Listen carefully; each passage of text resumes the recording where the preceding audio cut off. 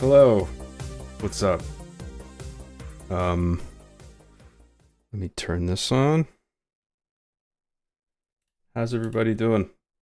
Type the number 6 in the chat if you can see me and hear me okay. Please. If you would. Another job Graham stream, massive W. That means a lot that people would think that. Thank you. I might be a bit off today because I'm so tired. I was up all night editing. But I want to try and do this because I said I wanted to see if I can make streaming a weekly thing. I was having a bit of a tough day today, but I'm hoping I can sort of relax as we go into this and talk about some movies and games that I have on my mind. We can have a discussion about it because there are some things to talk about. Let me just do my spiel first. Go to my website, imaginativelogo.com.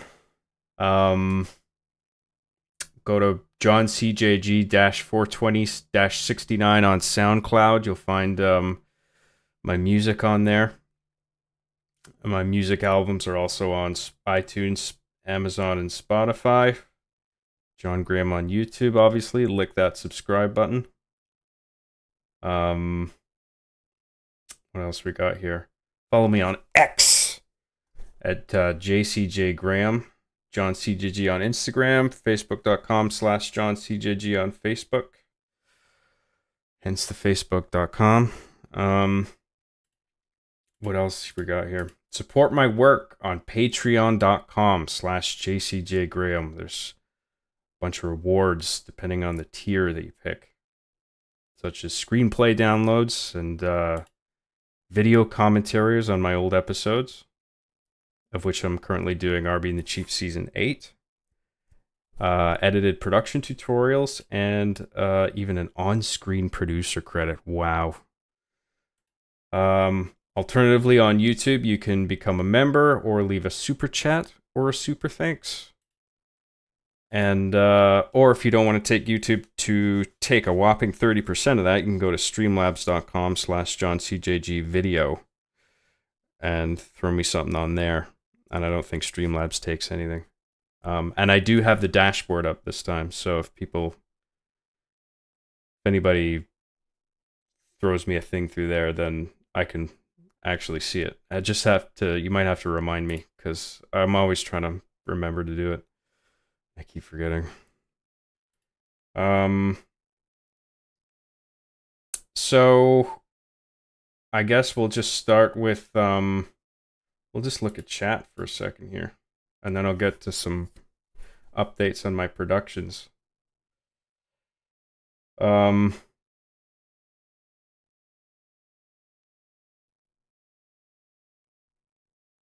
drink a Celsius. I don't even know what that is. No pressure tonight. Okay, good. Because I'm feeling pretty rough. But I thought I'd just do this anyway. Before everything I have to talk about becomes outdated and boring, because everything moves so fucking fast now. It's just cartoonish. You know what's crazy? What the fuck barbecue? I was like 12 when I watched RB and the Chief for the first time. Now I'm 27 years old. Goddamn, some people who've been with me for a while, yeah.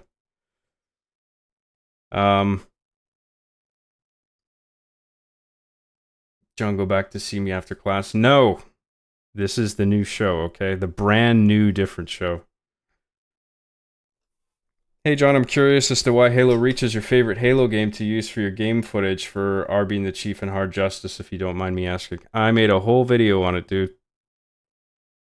It's like 2 hours long, but I think it's pretty dense with reasons of why I gravitate towards Reach. I still think it's the best one, all things considered. And on the original Xbox 360 hardware as well. There's perks to that too. May not seem like it.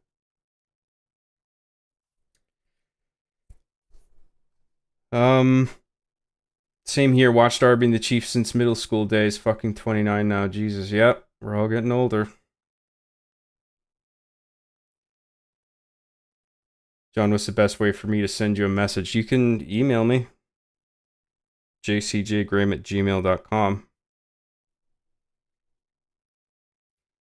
Whatever happened to Chip Gaming? I don't know. I mean, the viewership on those videos just wasn't that good, and I sort of I have other ideas that I would rather work on as well. I kind of like doing those. It's a shame.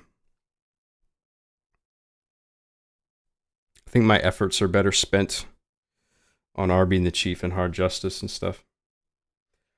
Anyway, let's do some updates. I had these title graphics that I made for the show, but I don't think I'm going to use them anymore. I think it just it doesn't help the show in the way that I thought it would. Because what I end up doing is doing the sections in order, like movies, games, or whatever, and then I end up just getting hung up on one thing when I'm meant to like cover all the different categories of stuff to talk about, and then so I just end up with a 2 or 3 podcasts in a row where all I'm talking about is movies and not like games and stuff.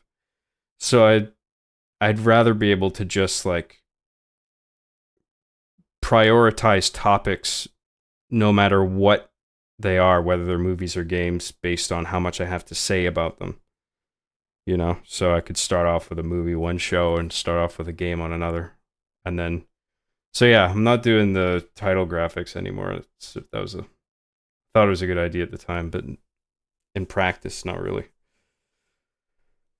Doesn't really help me in editing anyway, because I scrub through the whole thing regardless to extract clips, which I hope people are enjoying, by the way. I don't know if like it's kind of new for me. I mean, daily uploads obviously are like a typical YouTube thing, but like it's like I'm trying to do it now, and then it just feels like I'm spamming people. You know, and I feel kind of bad.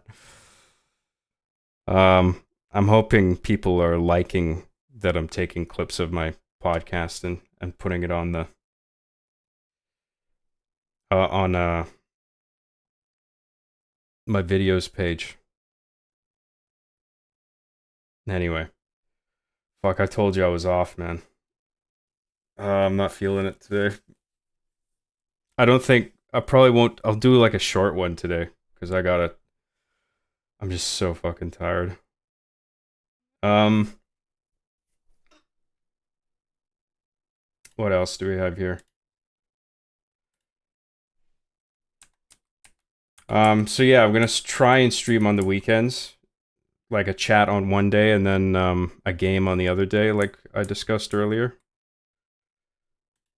I released a new video today, just about an hour ago. Arby and the Chief play pools, which is kind of a new. I think it's a bit different than what I've done before. I tried to make it more. I try and shoot it and light it, those Arby and the Chief play videos, in a way that's sort of heavily inspired by whatever game it is they're playing. So this is sort of a more ambient video. Made some different editing choices with the sound design and stuff with this one. So anyway, I hope you enjoy that. It's about 14 minutes long, I think. Still working on. I got another one lined up where the Toys Play Nintendo World Championships NES Edition. I'm working on a trailer for the whole show with some new footage that also functions as an epilogue for the whole story. So people who haven't seen the show ever can hopefully sort of use that as a springboard to maybe get interested in it. And then people who have seen the show, will want to watch this because it's got some new stuff, new shots, new dialogue, recorded exclusively for the thing. So I got that cooking. I got Hard Justice episode 2, still picking away at that. I think I'm nearly done the script, so um, yeah, sorry to make people keep waiting for that. It's a huge project, and I want to do it right. You'll probably see me on a couple podcasts at least this month.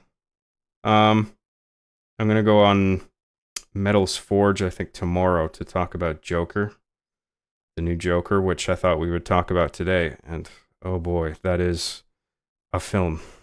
It is one of the films ever made, you might say.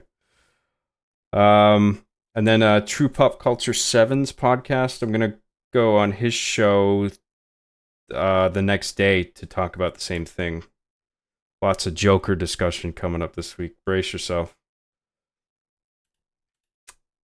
And yeah, that's all I've got booked for now, but there might be one other one I'm not sure about yet.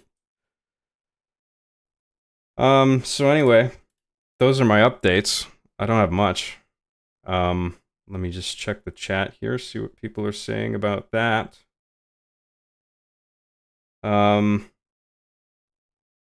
Major props to continuing to use 360 hardware. By the way, been a fan since I was 10 and turning 26 soon. Can't fucking talk. Glad you're still around making quality content. Thank you very much, man. Like I keep saying, I'm happy to do it. I wouldn't rather be doing anything else, you know?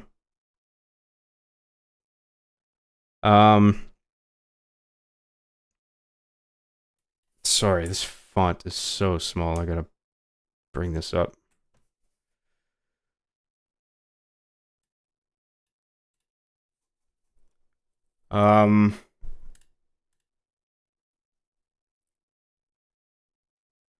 Where was it? Sorry, I lost my spot. Where the fuck was I? God damn it.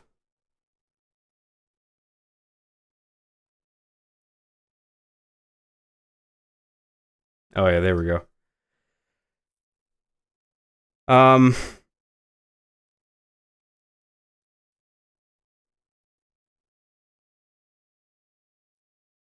Fuck, where was I? I thought I had it, but then I don't. Major props to continuing to use 360 hardware. By the way, been a fan since I was 10 and I'm turning 26 soon. Glad you're still around making quality content. I think did I just read that one out? I can't remember the end of that one. God, my brain is so fucking fried.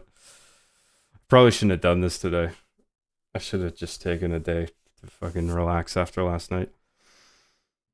Sorry, guys. I'll try to power through this.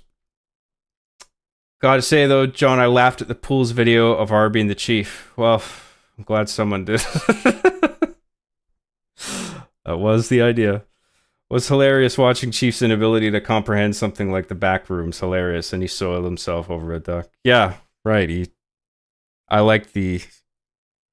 I mean, I have a pretty immature sense of humor with shit jokes and farting and stuff, but I've appreciated the irony of Chief being scared shitless of a game that he thinks is the most boring, non-scary game ever.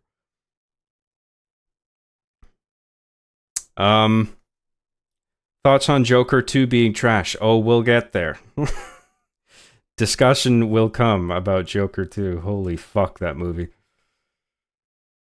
Would you consider switching to Halo Infinite if they had playable elites? No, I wouldn't. You can check my video, man. All the details are there because it gets pretty technical. The reasons why I stick with Reach. John, when are you finishing Mega Man Goes to Walmart? Dude, I just said, like, I was working on a script for it and I didn't confirm it yet. I said if I manage to write something that I think's funny, then I'll go ahead and do it. But I don't know if I'll make it just yet. The script needs to be in a better place. Having some whiskey right now. It's called Old Forester. I'm sure Chief would enjoy some as he is quite the party guy. Also, I live in BC as well, John. Oh, that's cool. Yeah, whiskey sounds not bad right now. But I've already started this, so I don't want to get up and do all that. Um,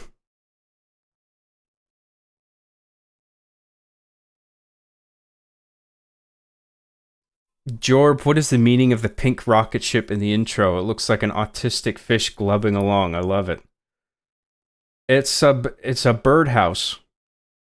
Well, I bought it as a birdhouse, like the shape of it, and then I sanded it down because it had some parts jutting out of it, and then I painted it. I hand painted it, and then I put it on some fishing line and just dangled it because I just like the idea of having a show in the middle of space. So it's a nice little fun visual thing. I thought it was cool. I like the colors too. I like the sort of bubblegum color palette. It's a bit synth wavy too. Um, it's not really any deep meaning behind it, by the way. It's just a ship in space. Okay. See, in case you forgot, we are in space. Right now, you are outside in the coldness of space. It's very cold and you can't breathe right now. But it's okay. I'll let you breathe because I'll let you back in. There you go. That's better, isn't it? Maybe get some rest, but I will. I'll get some rest, but I'll do this for like an hour at least.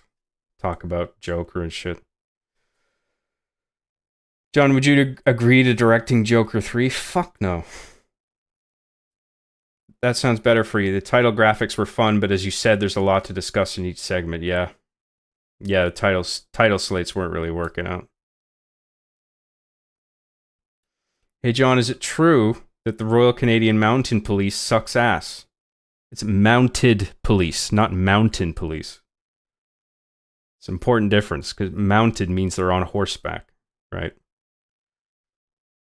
They're not just up in the mountains. Watching crime on the streets down below. We should really be down there, shouldn't we? We're always up here in the fucking mountains.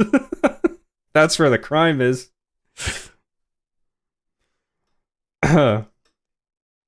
Mounted police.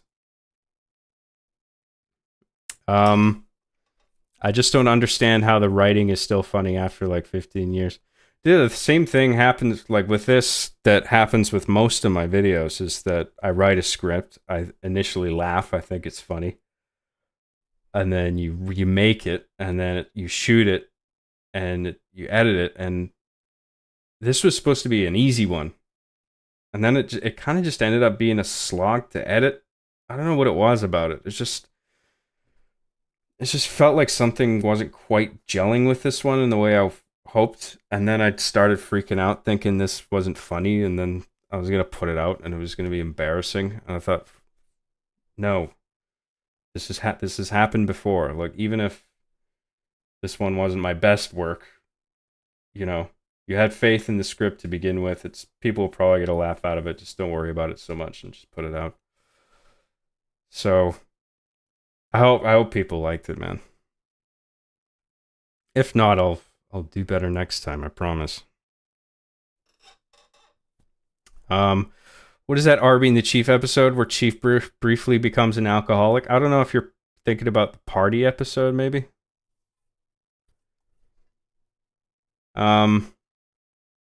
You ever try just riffing for a video without a subject written down? Might seem hard at first, but once you get going, it's easy and kind of fun. If I do that, it has to be live streaming. I cannot for the life of me do that if it's an offline recording, because then my brain will constantly just like stop and I'll just constantly think about what I'm saying and like restate any kind of flub that comes out of my mouth, because there's no pressure to just keep on going like there is on a live stream, which is what I should be doing. But if it's offline and I know nobody's watching or listening, then you can obviously take as many times as you want to like rehearse and restate stuff, and then I just end up doing that and not getting anywhere, and I keep freezing up. That happened with MediaBiz. I had it all set up. I was gonna do a video like that. I'm like, fuck, I can't do this, man. Like my brain is just locking up. Like if I gotta just feel my way through a topic, then I mean, in one sense, I don't. The pressure is uncomfortable, but the pressures necessary to facilitate me just sort of powering through and saying stuff. And it occasionally means I talk out of my ass because it's off the cuff, but whatever. I think people just like hearing from me, like it's like you're having a conversation with your friend at your house or a bar or something, you know. Um, where was I with chat? Yeah, it was hilarious watching Chief fail to understand one of a trillion back rooms. Boy, Chief barely scratched the surface. You know, I haven't played the Backrooms games. I know there's at least one, but I feel like there's another one as well. It's like Into the Backrooms, or didn't a new one just come out or something? And it's actually quite positively reviewed. I think it's like an online multiplayer, like co-op horror sort of thing. I've been meaning to try that. It looks cool.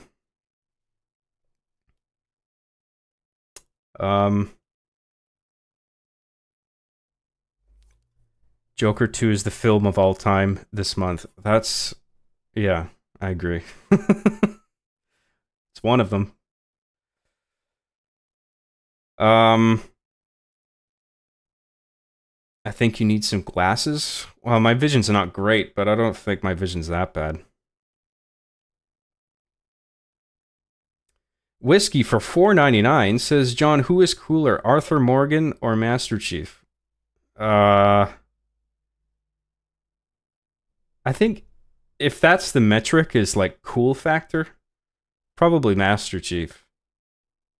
But Arthur Morgan, I think, is a much more rich character. So, yeah, if you're asking me who's cooler, I'll probably have to say Master Chief. But I love the Arthur Morgan character. Farts are Kino, indeed. At least your day isn't as shitty as Arbiter's Day. That's true. Thank you very much, Whiskey, for the super chat. I appreciate that. Another one from Whiskey for $4.99 says, John, you should check out my Halo Infinite machinimas. I probably won't, but I appreciate the fact that you're working on something. That's pretty cool. I just can't. There's a lot of machinimas I just don't tune into or just can't really absorb because of the way the game operates, just the aesthetic of it. Like Halo Infinite, for example, the fact that it's all 60 frames per second and there's no camera smoothing. I made a whole video on it, okay? If you want to know exactly what I think about why Reach is technically superior for that sort of thing, you can check it out. Thank you very much, Whiskey. I appreciate your contributions there. It's very nice of you. And congratulations on your work. I hope that's working out. I hope you're having fun doing it and you're learning stuff. I mean, it's a great filmmaking tool for people who like care about movies and shit and they want to do it well. It's a good stepping stone. You're legitimately one of my inspirations that got me into writing and creativity. Been writing many stories because of you and many others. Thanks for being one of my heroes. You're very welcome. Thank you. Would you rather have not seen Joker 2? Honestly, yeah. I wish I didn't go see it.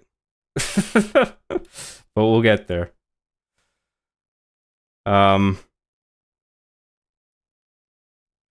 John something for $2 says, so we are not in Canada. We are in space. Yes, we are in space.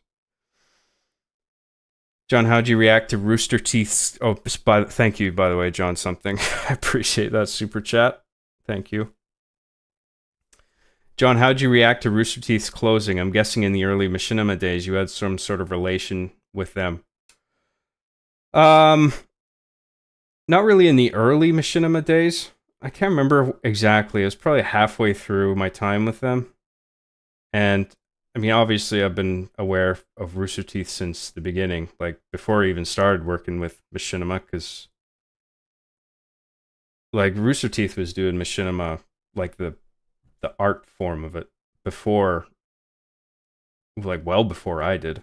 So, you know, they inspired me, and then I ended up doing it, and then worked for Machinima, and then Rooster Teeth became familiar with me, and I think a mutual contact of ours suggested that we meet up in Texas, and I would shoot a few or a couple of shorts with them, and I did, and that was a lot of fun. And the whole like, I mean, people sort of invented this rivalry between me and Rooster Teeth, but there was none of that. That shit's dumb. I mean, we were both just sort of impressed with each other's work. You know, there's no rivalry there. But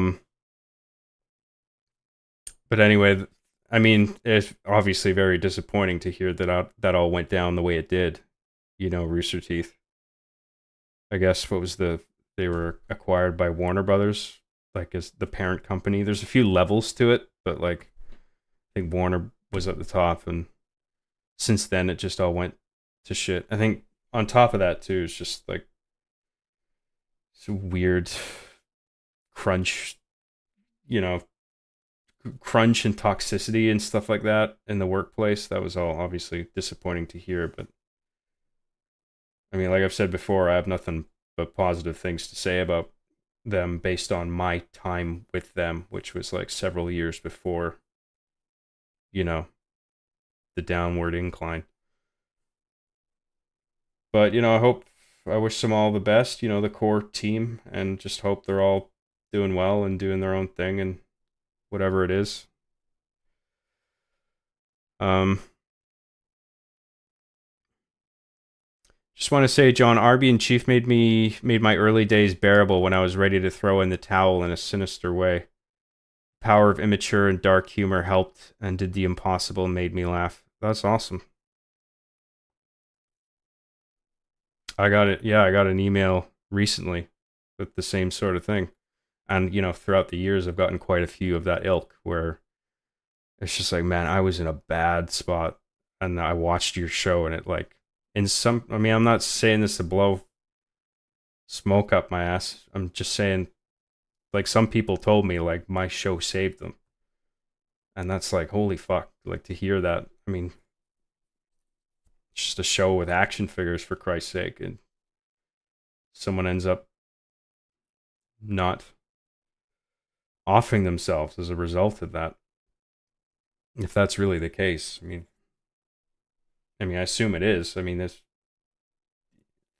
things that I read that I get seem quite sincerely written, so it's just kind of wild to read, you know.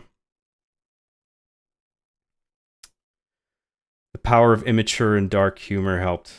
Yeah, just I guess leaning into the darkness, you know, especially in the later seasons, I think that really helped people sort of come to terms with their situations in life better, I guess.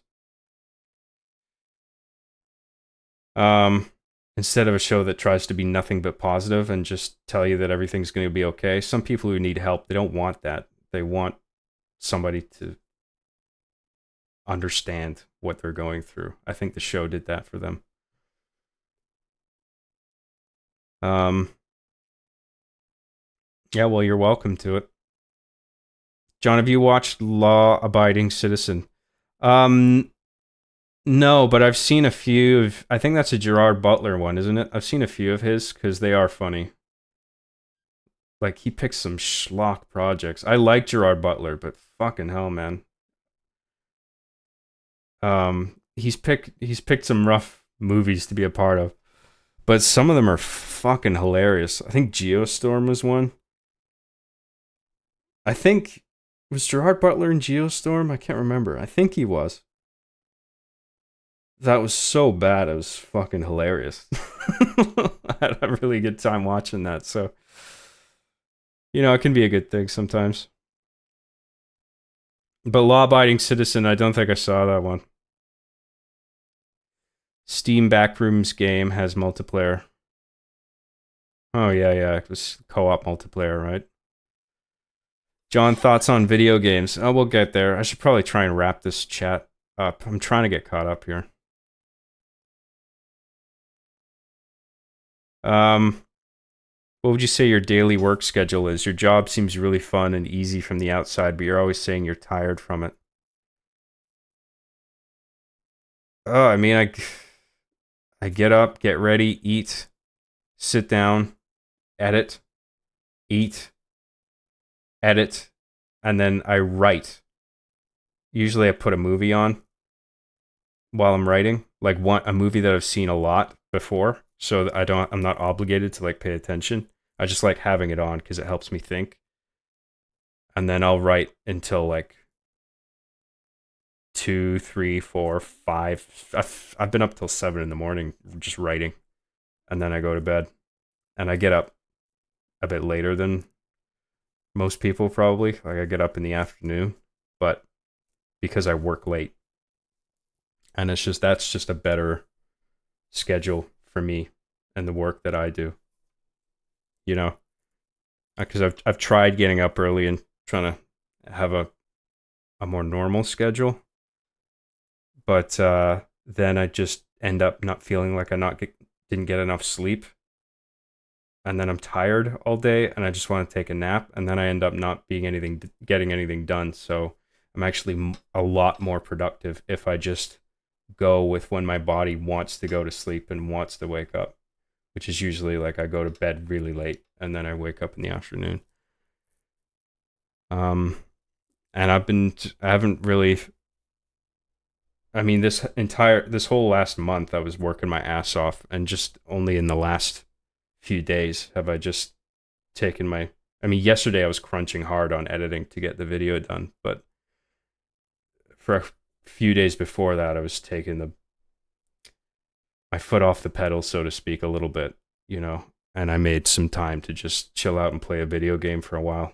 I got a little farther in the Dead Rising Deluxe Remaster. I got that, and I've been really enjoying playing through that.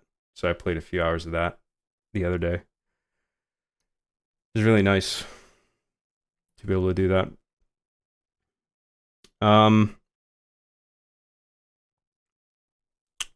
Where are we?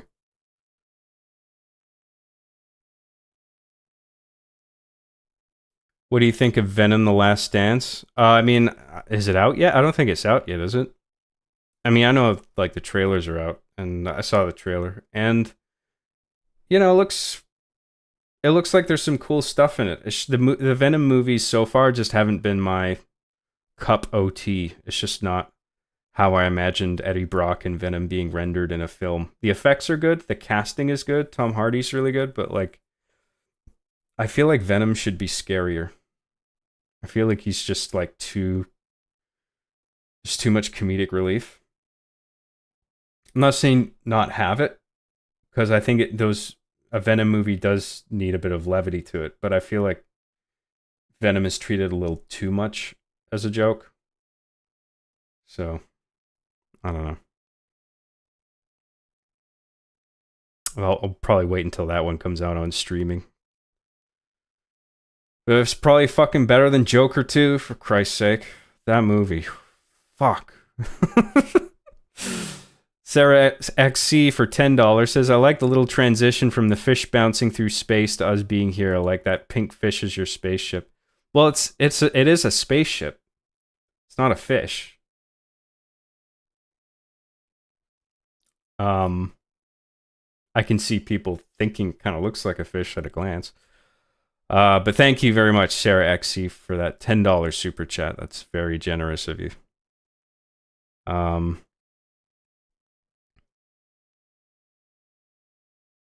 John is the Lisan Al Gaib. I don't know what for. Have you seen Darkside Phil's meltdown over a fan calling him cringe for comparing his life to a video game? A fan... Darkside Phil had a meltdown over a fan calling him cringe because someone compared Darkside Phil's life to a video game. Is that because he's like an NPC or something? I don't really understand the joke there. I don't know enough about Darkside Phil to really comment on him.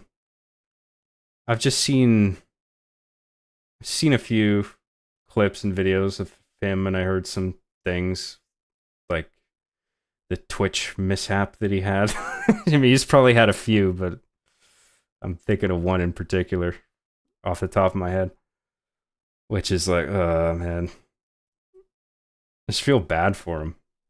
I don't think he's said or done anything that I'm like, that's like egregious, other than like seemingly not being very grateful for the money that he gets from people. It just seems like it's never enough and he always wants more. But I don't want to mischaracterize him. Maybe I'm getting that wrong, but that's just the vibe that I've gotten from a bunch of clips that I've seen. But I don't recall him having ever done or said anything that bad. He's just like a lol cow, basically, that people like to poke fun at. For his bad takes, I guess. I don't know.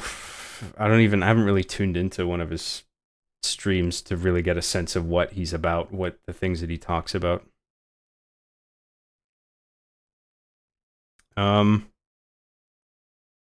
Being able to write until 7 a.m. for a living is the dream. Yeah, I mean, I count my blessings, man. I mean, it gets to be a grind like anything else, but I'm very fortunate to be able to spend so much of my time being creative. Like, I always try and frame it in my head like that. Like, you should be grateful to be doing this. Because, I mean, I know so many people who hate their job. And, you know, I got lucky falling into what I do.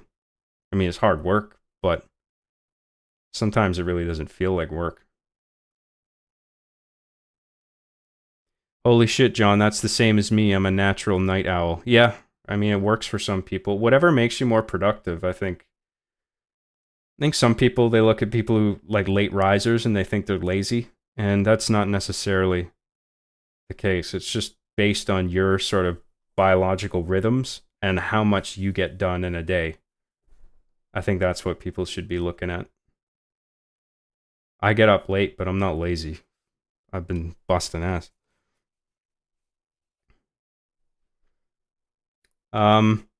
Hey John, I just wanted to let you know that your show helped me make some good friends back in school, guys that I keep in touch with ever since. It's cool that your show has brought people together. I agree. That's awesome. That's cool. Yeah, well, I mean, I just wanted to give something back, you know, because, you know, when I was in school, I was very grateful for like content that other people would make. Like every day at lunch hour at school, I would go to the computer lab, or even in class during computer lab class, whatever it is, programming or whatever we were supposed to be doing. I'd go on and watch Newgrounds and YTMND and shit, and it's just like, this shit is awesome. All those like Flash websites, and it's just like, they were making stuff that was so fun and like edgy for the time, because it was just the internet and people were just doing whatever. It's not like television where it's all regulated. And yeah, I wanted to contribute to that, you know, be one of those people who made something people tuned in for.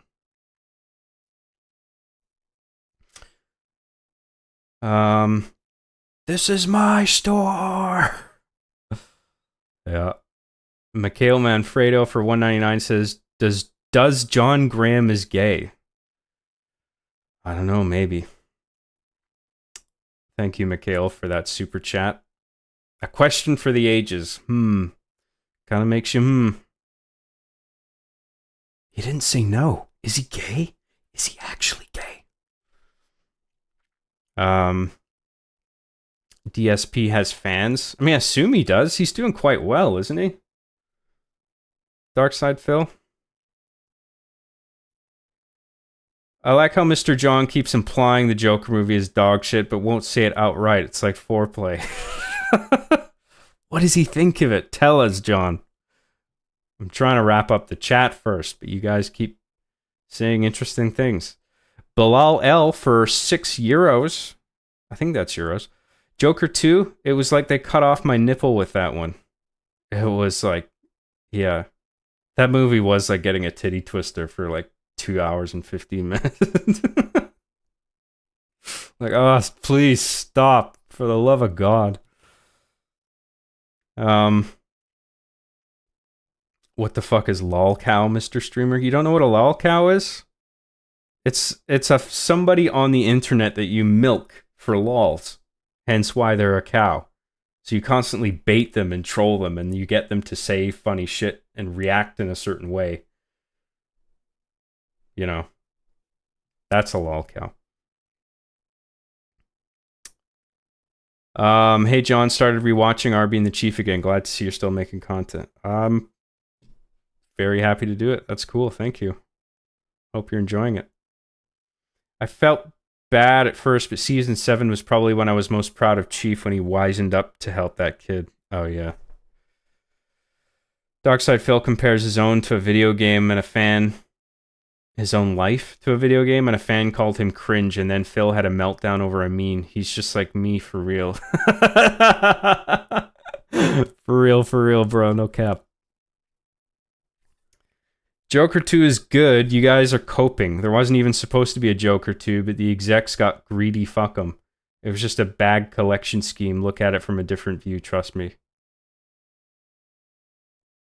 I don't really know what you're saying. It seems like you're contradicting yourself. I don't know if it's deliberate or... I mean, I didn't like it. No, Joker 2 just sucked. Newgrounds, yes. YTMND would still be considered edgy today. A lot of Newgrounds too, yeah. Did you see that Nick Fuentes and Dean Withers debate? It was goodish. No, I didn't see that. I know who Nick Fuentes is. Dean Withers, I don't think I've heard of him before. I saw something about them talking, and I don't know what they were talking about. I'm not particularly interested either.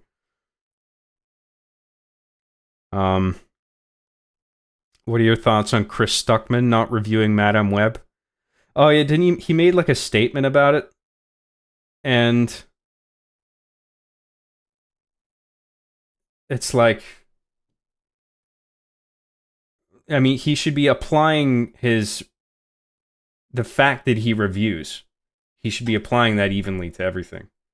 I don't know what his reasoning was for saying, I guess because he felt like it was already getting shit on so much that he didn't want to dogpile on it. But it's like, who cares what other people are doing? You are a movie reviewer. A movie came out, so review the movie.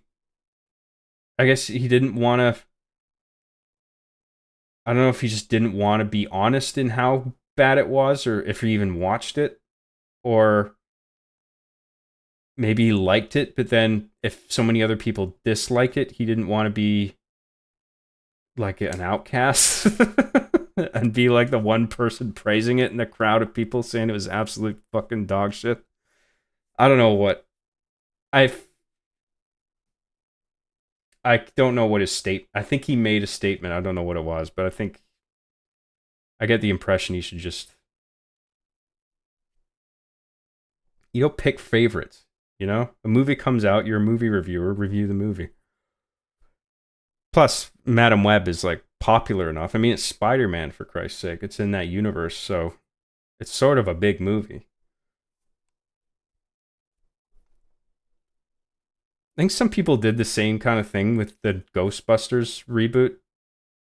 Didn't it? Was it James Rolfe that did that? He's like, I choose not to review this. I'm taking a stand. It's like, what? Okay, fine. I guess I'll go somewhere else for a review. Like, why can't you just tell me what you think about it?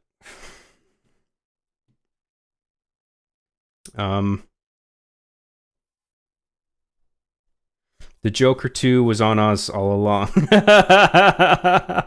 Oh, I had a Joker 2 played on me in that theater. I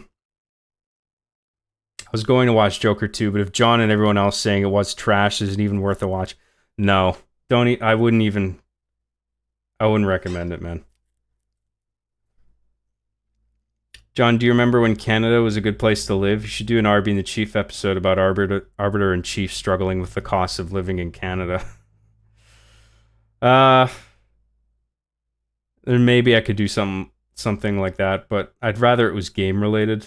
and also not politics. Try to stay away from that unless I can sort of figure out something that's funny and politically neutral, because I'm not trying to. I don't like dividing people based on politics. I try to stay away from that.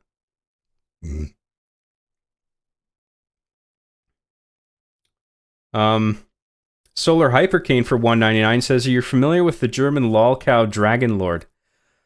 I think so. Didn't Count Dankula do a video on him?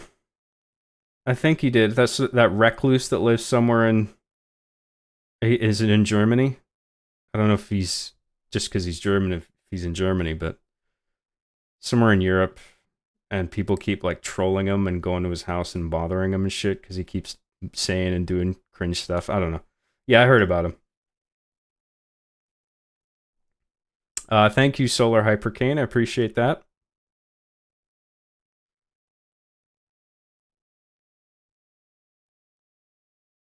Was there a really out of pocket grape scene?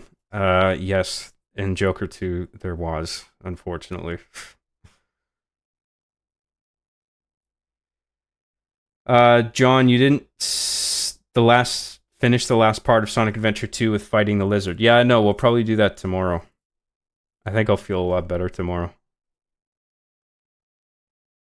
I won't be as low energy as I am today. But I mean, I always speak with a monotone. Some people don't like it, man. My voice. And there's things I don't like about my voice too. The way I laugh, I think, is kind of annoying and delayed and kind of cringe. But I'm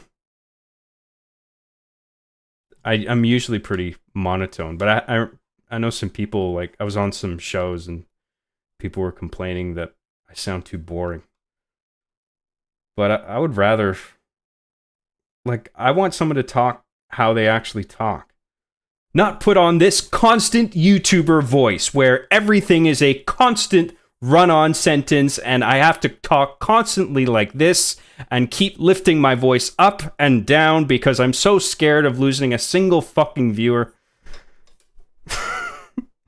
That's like nails on a chalkboard to me, so like, whatever. To each their own. I am what I am.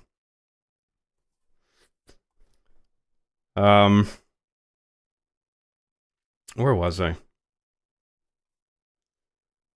James Rolfe said he's not going to see the 2016, and he got backlash for calling it name make. Namimake? I don't know how to. Name make? I don't know what that means. John, could you elaborate on the setting changes throughout Arby and the Chiefs run? It's just me living in different places. I mean, there's not much to it. Yeah, Dank did a couple of Mad Lads about him. Oh, he did a couple. Oh yeah, he did. It was like a two-parter or something, like fucking Avengers.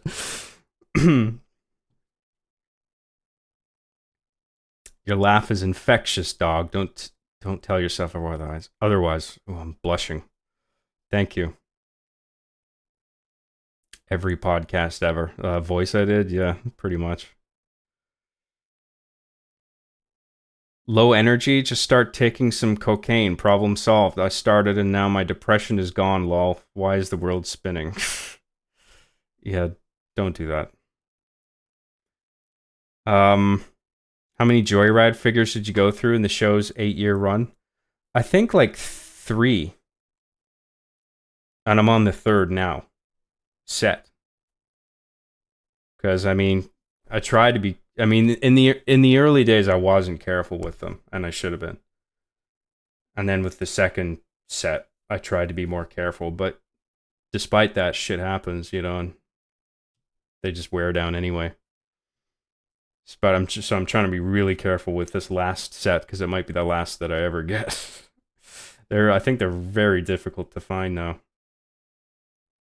I mean, if I needed another set, I'd probably have to buy them off somebody who has shown me pictures of the ones that they bought. You know, I would go to them and be like, hey, I'll pay you. How much did you spend? I'll match that if you'll send them to me. to keep making the show. But luckily, I'm not there yet. I'm still getting by with the ones that I have. I just I try not to be too rough with them. Um, all of the figures that I have now, one thing that's concerning is that the limbs are quite loose. Like the Arbiter's one of Arbiter's arms, it like swings very easily. Luckily, I've been able to shoot around it.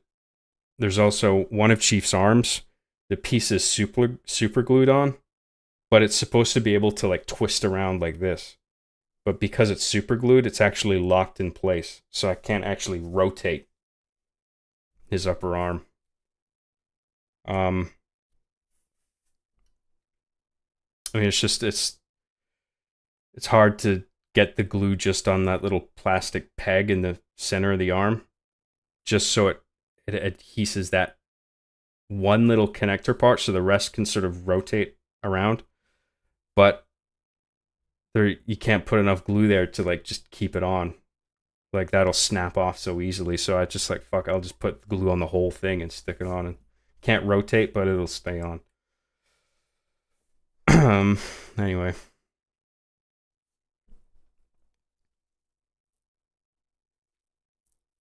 I did it. I finally caught like job tent. Yes, the job tent just keeps flowing. Oh, I meant to actually. Ah, fuck it. Never mind. Um, Joyride figures are almost collectible now. Oh yeah, well, they pretty much are. I think. Yeah. Do you still have the original set somewhere? Please tell me you kept them, even if they're busted up. Yeah, but they're in pieces. So, yeah, I could put them back together to a degree, but I think one of them might be missing a torso or something. Like I couldn't put them back together completely. There are people who specialize in toy repair. I like that guy in Toy Story 2 with the briefcase that opens up and there's all those different levels and tools and stuff. I need one of those. I need a guy like that to come over and fix my Arbiter and Master Chief.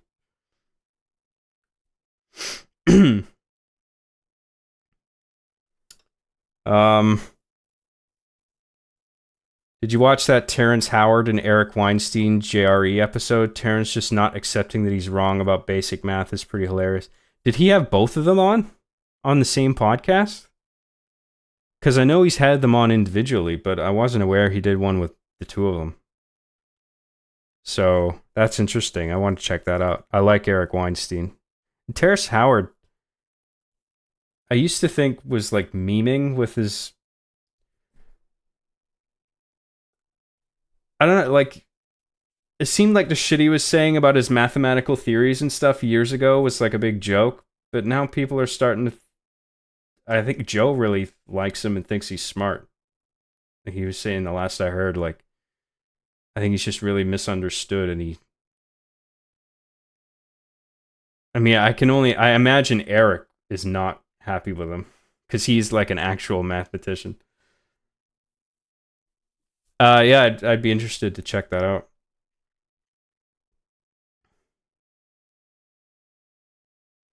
Where are we gonna find good content in a sea of mediocrity? Well, it's just maybe it's something like if you have the capacity and interest to do it yourself, you should try and make something. You know, contribute the content that you want to see from other people. It's one of the approaches that I come at it from, you know.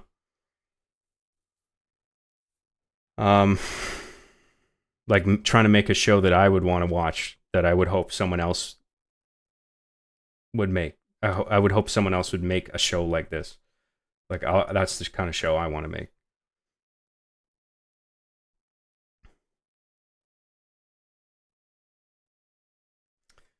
Glad to hear you still have them. I was despairing at the idea that you tossed them, even if they're no longer useful. They deserve a nice shelf to rest on for their work. Oh, well, they're not resting on a shelf. in pristine, nowhere near pristine condition. I mean, like I said, they're in pieces, so, but that they are around. And sometimes the individual pieces actually comes in handy for certain shots. I mean, I haven't done that recently, but that has been useful in the past where, like, if you have a limb, for example, and it's just a shot that requires one of the toy's hands to come in, it's easier to just grab the severed hand by its edge and reach that into the frame rather than sort of taking the full figurine and doing a thing. Sometimes it makes for easier shots to have the individual pieces that are the components of the shot as opposed to the whole figurine. So it's nice to have those little pieces just sitting around to like sometimes do something with. But usually I haven't had to do that.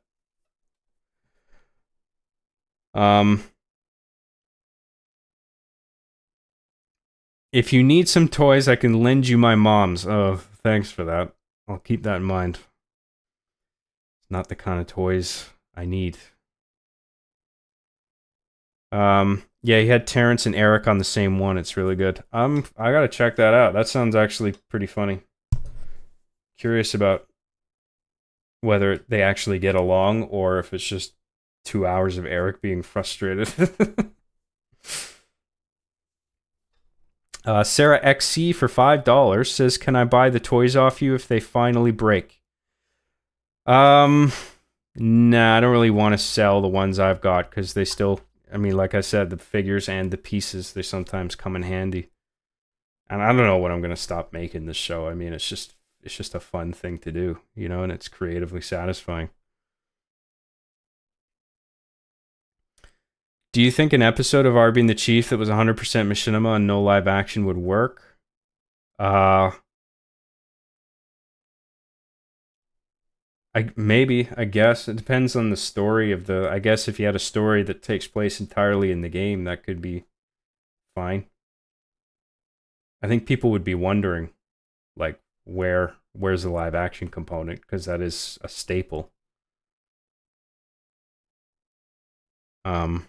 Well, more than that, sort of, it's so like primary, just having the actual toys there on camera. But if you made it clear, like this is a special episode where the story is them just entirely in the game doing something, maybe that could be a thing. But I don't know. I don't have any ideas like that. Dildo and the Vibrator, season 9.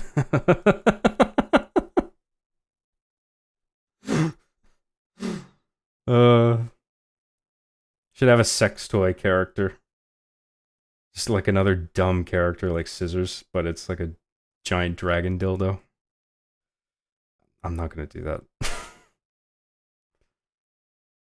I already had Richard the Wiener. Do we need a sex toy? I think there's been enough ridiculous characters in my show. Mr. Bad Guy for $4.99 says, "You probably answered this long ago, but when Chief was tossed in half, was it a different figure or the same one as now?" Tossed in half. So I guess you're talking about the end of season 7 where he's in 2 pieces. I think that was an older one that I had. But it actually wasn't hard. I mean, the Chief was broken in half for that, but it's actually you can put him back. I was able to put him back together and it was fine. Cuz like all it is the torso splits into 2 halves. It's just held together by plastic pegs. So you just split the torso in half non-destructively and just the legs are just sort of sitting on a thing. It's like a circle and then it goes narrow and the legs just sort of fit into like a crevice in the chest bit.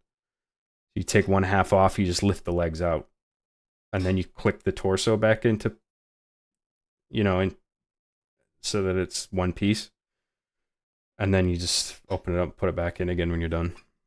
So that wasn't a big deal. I'm telling you, Tone. Guy calls himself Digital. Is this a Tony Soprano? I'm telling you, Tone.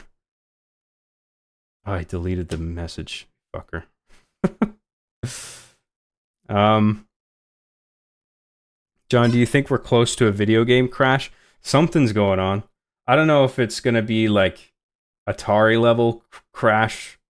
Like it doesn't seem that severe, but I think we are going through a period where like these mainstream developer companies are just unnecessarily bloated and making all these stupid decisions, and it's just all getting a bit too corporate and soulless, and lots of remakes. Not that I'm shitting on remakes. There's been some really good remakes that have come out, but it's just there's such an obsession with remakes. It's like there's such a sheer amount of them, and you pile all the corporate bullshit and incompetence on top of that, and it just everything just feels kind of sluggish and tired and uninspired right now. But then you have the indie market that's sort of taken off alongside that and surpassing the whatever you call the other realm, the AAA studios or whatever, AAA, quadruple A, the fucking is that Ubisoft that came up with that dumb term?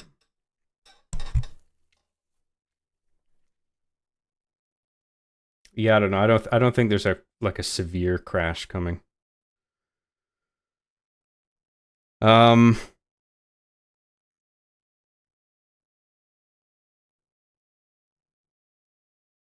Thank you, Mr. Bad Guy, and Sarah XC for the super chats. I really appreciate that.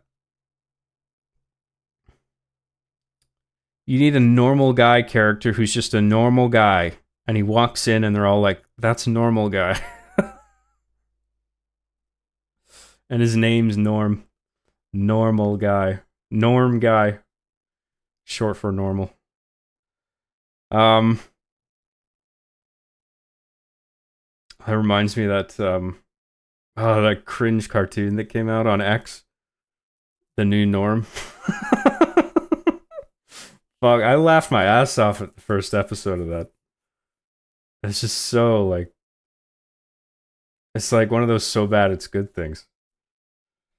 The new norm's not same as the old norm. I just want normal beer. Kind of a random question, but is there anything about RB or Chief's characters that you wish you'd done differently since their characters are established now? Not really. No, I'm pretty happy with how it all turned out. I like the idea that you created a show that could last forever as long as you enjoy making it. The only limitation to RB and the Chief is your own creativity. Yeah, I mean that's what the story season's sort of set up now.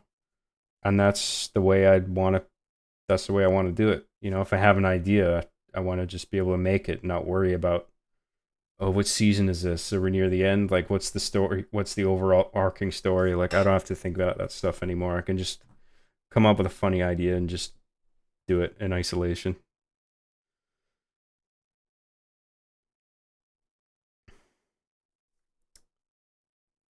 Hey, just wanted to say thank you so much for being the Chief. It really helped me a lot growing up, got me through some bad days when I really needed it. You're very welcome.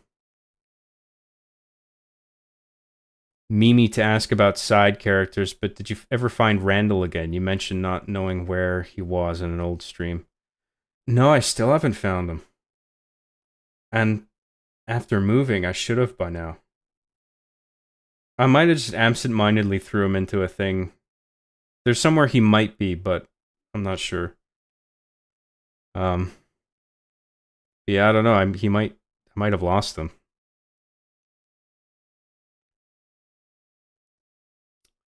These mainstream developers just can't help themselves but make half-assed woke games littered with microtransactions that nobody wants to play. Well, that does seem to be a problem with a bunch of them, yeah. Wait, this isn't pre-recorded. Job Graham live. Yes, indeed, it is me. Mr. Bad Guy for $4.99 says, RB and the Chief made me shed a tear once. Does that make me a man baby? Good writing gets to me sometimes. Well, that's what good writing does, right? It moves people.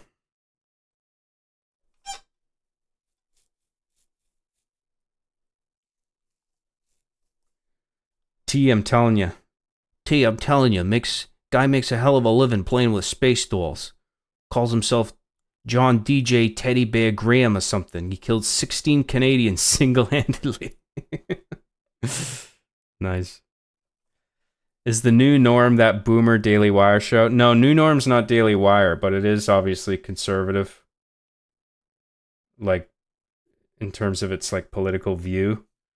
And I think it might have like a person or two that's at least somewhat associated with the Daily Wire, but I think it's kind of a mystery who's behind it. The new norm. It just sort of popped up on Twitter and one day, and the social media account for it is active, but it's like a total mystery who's writing it, what the production studio is. It's kind of weird the way that is. The old norm was taken over by the exact opposite crowd, which is pretty funny.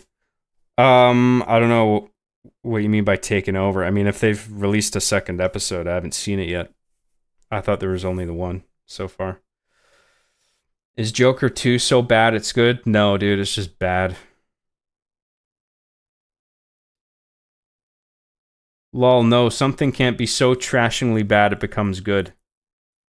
I think it can. I mean, it depends what you mean by good, right? I mean, like, I think Justice League is awful, but I enjoy watching that movie because it made me cry laughing. I'm glad it exists the way it does because it was so funny. Like anything that makes me laugh, even if it was the laughs are unintentional, like I have a respect for it. But Joker 2 is just bad.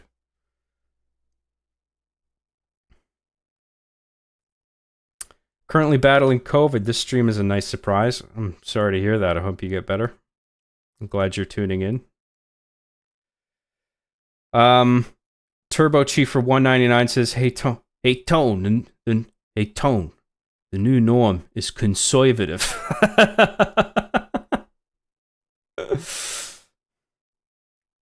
Can we have more of Arby and the Chief playing pools? That was very relaxing. Yeah, well, that was kind of the intention of it, was to try a more ambient approach with this one, considering the game that they're playing.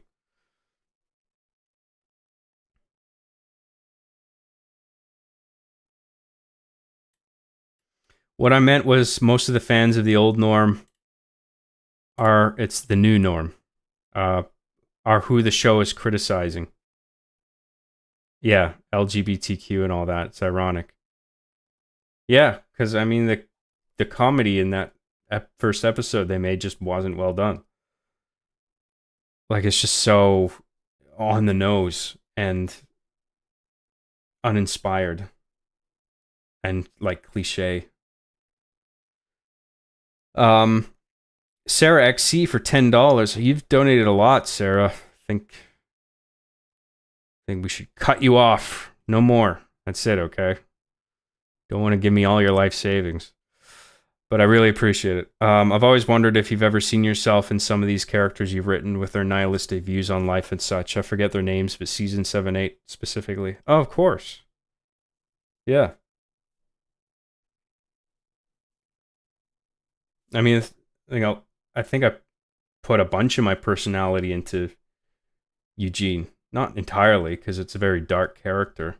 But, like, there are some aspects of myself that go into Eugene, Arbiter, Chief, even Adam to a degree. I mean, just the sense of mischief, wanting to, like, troll people and thinking it's funny. I mean, there's a little bit of that I understand when writing a character like that. But obviously, Adam, in the full image of that character, it's a very dark and terrible character. Like, I'm not a cruel person. Like, I don't treat people like the way Adam treats people, but like I kind of understand the psychological elements that are going into his behavior, Yeah,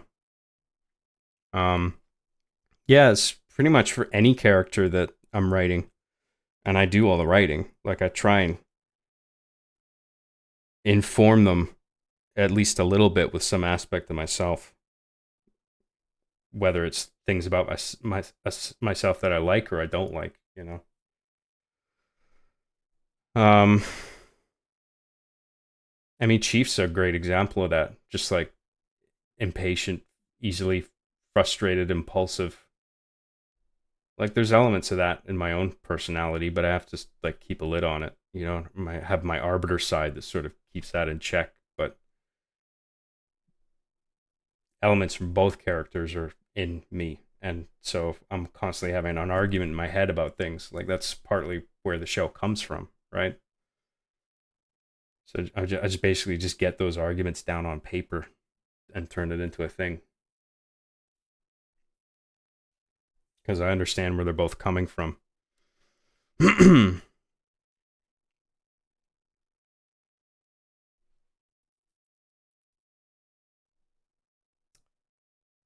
um,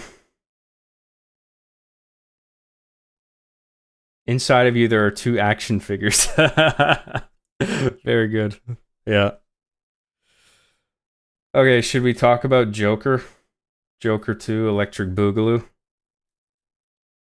Kind of want to minimize the chat for this because I just want to. Actually, no, fuck it. I'll power through. I'll just try not to let it distract me too much. But holy fuck, man. Joker Folie et Adieu, which I think is French for shared madness. And I really wanted to like it because I'm a big fan of the first movie. I think the first Joker movie is excellent. And not because I think it celebrates carnage or rioting or somebody like Arthur. I mean, Arthur wasn't an entirely evil person in the first film. There was a lot of evil in him, but there was also a capacity to love that just was never reciprocated, and that sort of drove him mad. And I thought the first film was a really effective study for like a comic book film, a really effective study on somebody who's put in a high pressure environment where it's just like there's all these elements, like dark elements of Gotham City cranked up to 11 that just push this character who's like on the brink just off the edge. And how a portrayal of how a character like the Joker could possibly exist, because the Joker, I mean, it's speaking in terms of like the comic book lore, he's iconic, right? He is the villainous character for representing chaos without motive, and that's what makes him such a good villain for Batman, right? Is that Batman's a detective essentially, and detectives are all about establishing motive to get to the bottom of something, and Joker is somebody who doesn't have motive. He just does things, right? For the sheer chaos of it, because he thinks life is just a big joke. Um, and so it's cool to like take a movie and have it be a very grounded movie about the possible birth of a character like that in a real life context. I mean, that's an interesting thing to study, and I thought it was quite smartly done. And I think the way Todd approached it was the right way to approach it. The way he puts it, it's like I watched behind the scenes interviews with him, and he talks about approaching the movie as like coming in through the back door, sort of, where he just wanted to do a movie that was a character study of somebody, like some extreme character. And he just wanted to tell like a realistic character study movie. And then he decided later, oh, what if we make it the Joker? And so what I respect about it is he started with the complicated thematic stuff first, and then sort of came through the Joker image that way, instead of just right off the bat, like, okay, we're making a Joker movie. It's got to have this, it's got to have explosions. He's got to do this to somebody. And it's just like, that, I think that maybe that could turn into a good movie, but like, I feel like Joker deserved a more sophisticated movie than that. And that was what I got from the first one, and I really liked it. Um, Sorry if I'm kind of rambling. Again, my brain is fried, but I'm doing my best here. Um, so I was on board for the second one, man. Like even the trailers, like I thought this looks interesting, and I was actually on board with the fact that it was a musical, because I actually saw the relevancy of it, which a bunch of people online have noticed just don't. They're like, "Why is it a musical? This is dumb. I hate musicals," which I kind of understand. Like my big problem with musicals, I've said before, is that they grind the plot to a halt, and then you're waiting for the musical bit to end so you can just get on with the story, right?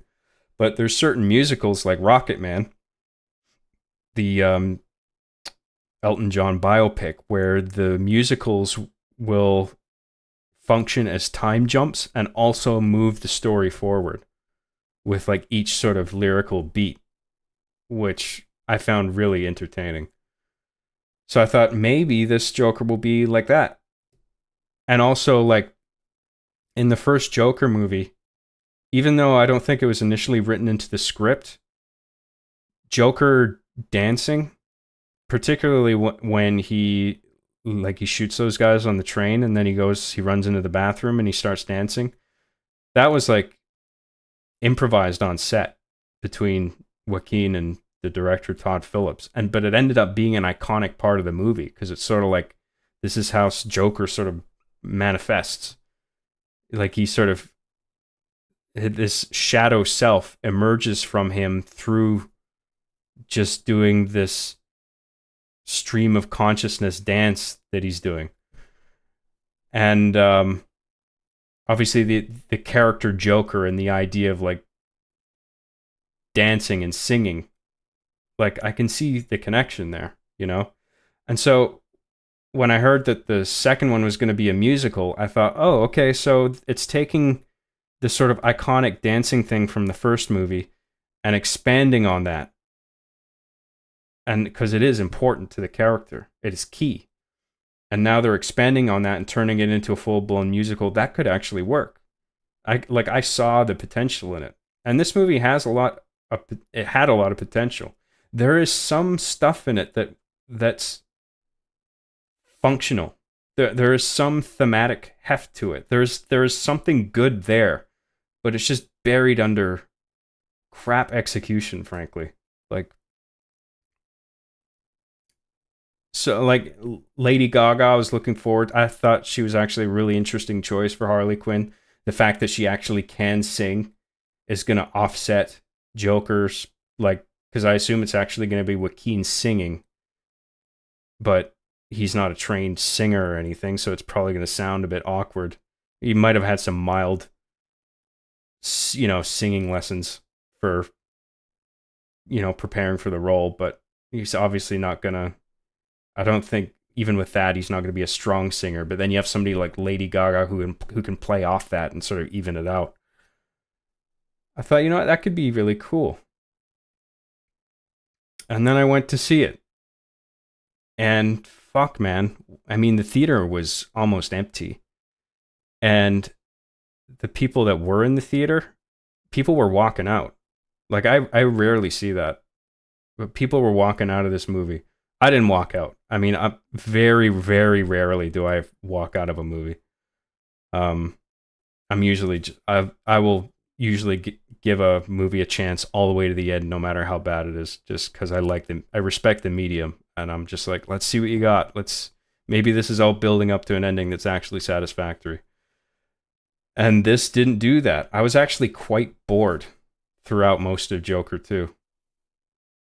I was interested at first, even though it was like a drag. Like I was thinking, like, come on, let's get going here, because it was taking a while to like.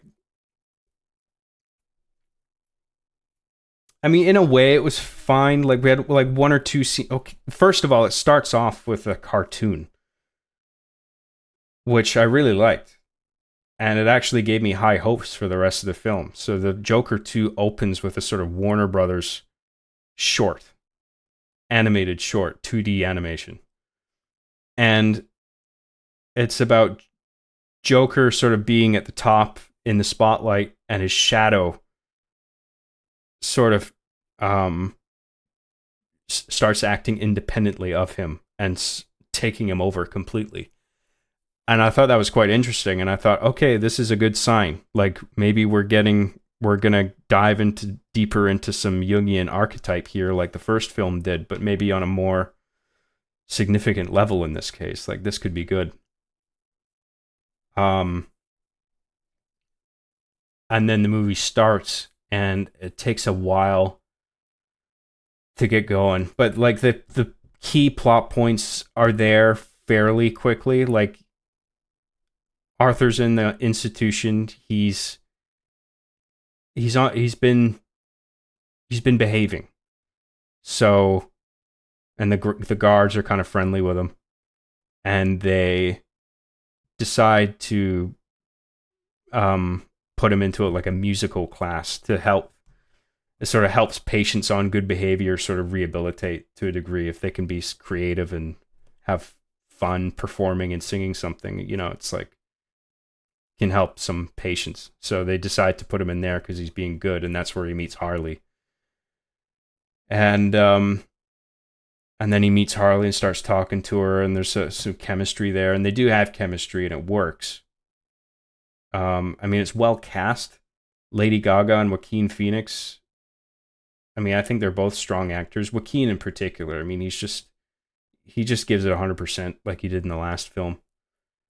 And Lady Gaga is a strong actress, and it's obviously not the first time she's acted. I mean, she was in A Star Is Born.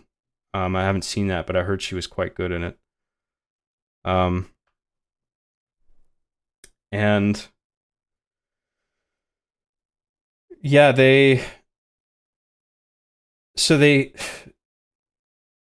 after that, those initial plot beats, it just takes a while to get going. I'm sitting there going, oh, come on, like this is taking a while, but hopefully I feel like based on what I've seen in the trailers, it's going to build up to something quite intense. So maybe this is it's a slow burner, but we'll get there. You know, I just got to hang in there.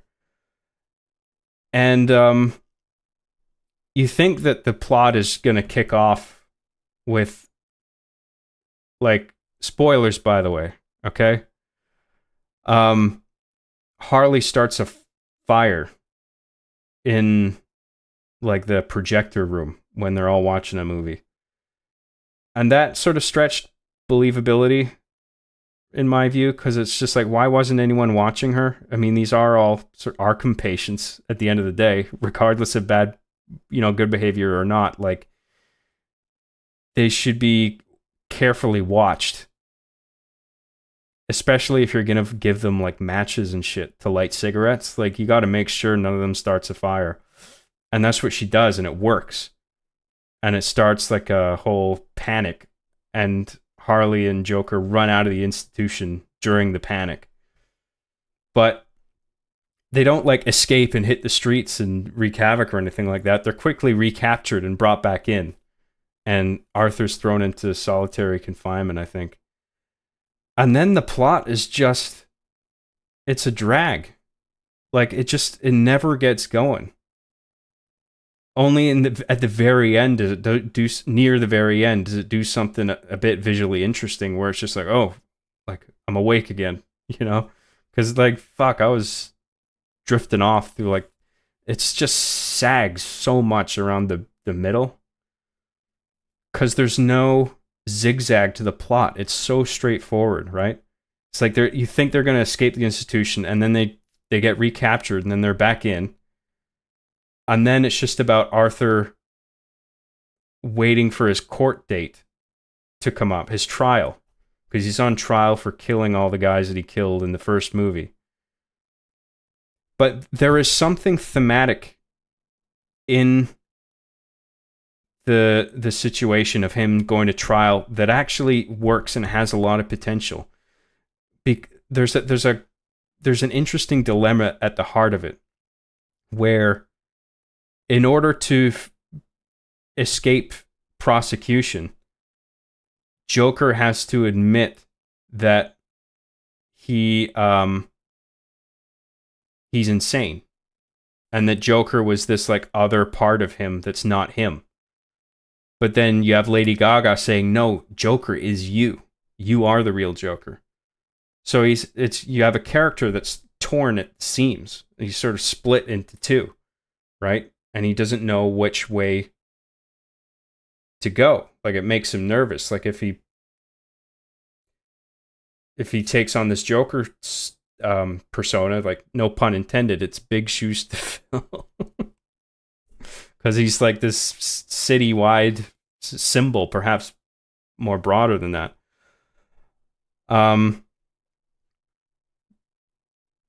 But then if he says that he was insane and that was just some crazy part of him that wasn't him coming out, then Lady Gaga isn't going to be interested in him anymore. And there's just it's not executed well, but there is something there that had potential that they could have done something with, but it's just fundamentally the way it's done is just not interesting, because the plot is just, there's nothing sort of interesting or unpredictable about it. It's just like he's in the institution and then he goes to trial, and then a bunch of it just plays out like a courtroom drama where nothing really is happening. And the only like visually interesting parts are parts that are in Arthur's head that aren't actually happening. So like there's some musical sequences that are like, oh, the production design is cool on that. The lighting is really good. Like the singing is cool. Arthur's beating this guy to death with a stool and he smacks the judge with the hammer. Like I saw that in the trailer and I thought, oh, that's interesting, because I thought that like actually happens in the story, but it doesn't. All the colorful set pieces that you see in the trailer, they're all just shit that's happening in Arthur's head while he's sitting in court being bored. And that's essentially what the audience is going through. So it all just feels inconsequential. Like all the visually interesting stuff is just fluff and not moving anything forward. And so you're just waiting the whole movie for Arthur's trial to be over, and it doesn't end. It's just on and on. And what else?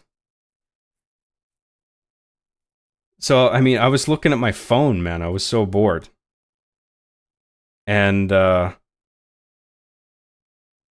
there's some stuff here and there where it's just like, that's a cool piece of dialogue. That was a cool visual. There's some really great cinematography in it. There's some really good lighting, like some great shots. There's a oneer that I thought was really well done. That was much later in the film. I was technically impressed by it, but the story is such a drag. And then it gets to finally the end of the trial, and somebody blows up the courthouse. Some crazy supporter of him. And then he escapes. He's being sentenced, and he's found guilty because I'm skipping over some stuff, actually. I forgot. I'm kind of forgetting the structure of it in my head. I think it's before his sentencing that the stuff happens with him and the guards. Because he's like on trial one day as Joker. Like he's in full makeup and everything. He's got the suit on. And he does this like cringe Southern accent for the whole trial. And it's just like, whose idea was this? Like, is this... It felt cringe in the wrong way. Whereas like Joker appearing in the first film on the Murray Franklin show felt cringe in the right way. I don't know if that makes any sense. But like he's in court and doing this weird like Southern accent. And it was honestly irritating to listen to. I'm like, please stop doing that. Why do you have to put the voice on? It's like, fuck, was that Joaquin's idea? Is that something that the director just let him throw in because Joaquin has this kind of crazy improvisational quality to him where he just, I don't know whose idea it was, but it just didn't play well, I don't think. And he insults the guards while he's on trial. And then when he goes back to the hospital, they're fucking pissed. And they kick the shit out of him and they sexually abuse him. Well, that's just this. It's strongly implied, and that's the thing that sort of mutes him. That's sort of the things that finally switches him off, like his Joker persona. And then so the whole movie sort of builds up to this,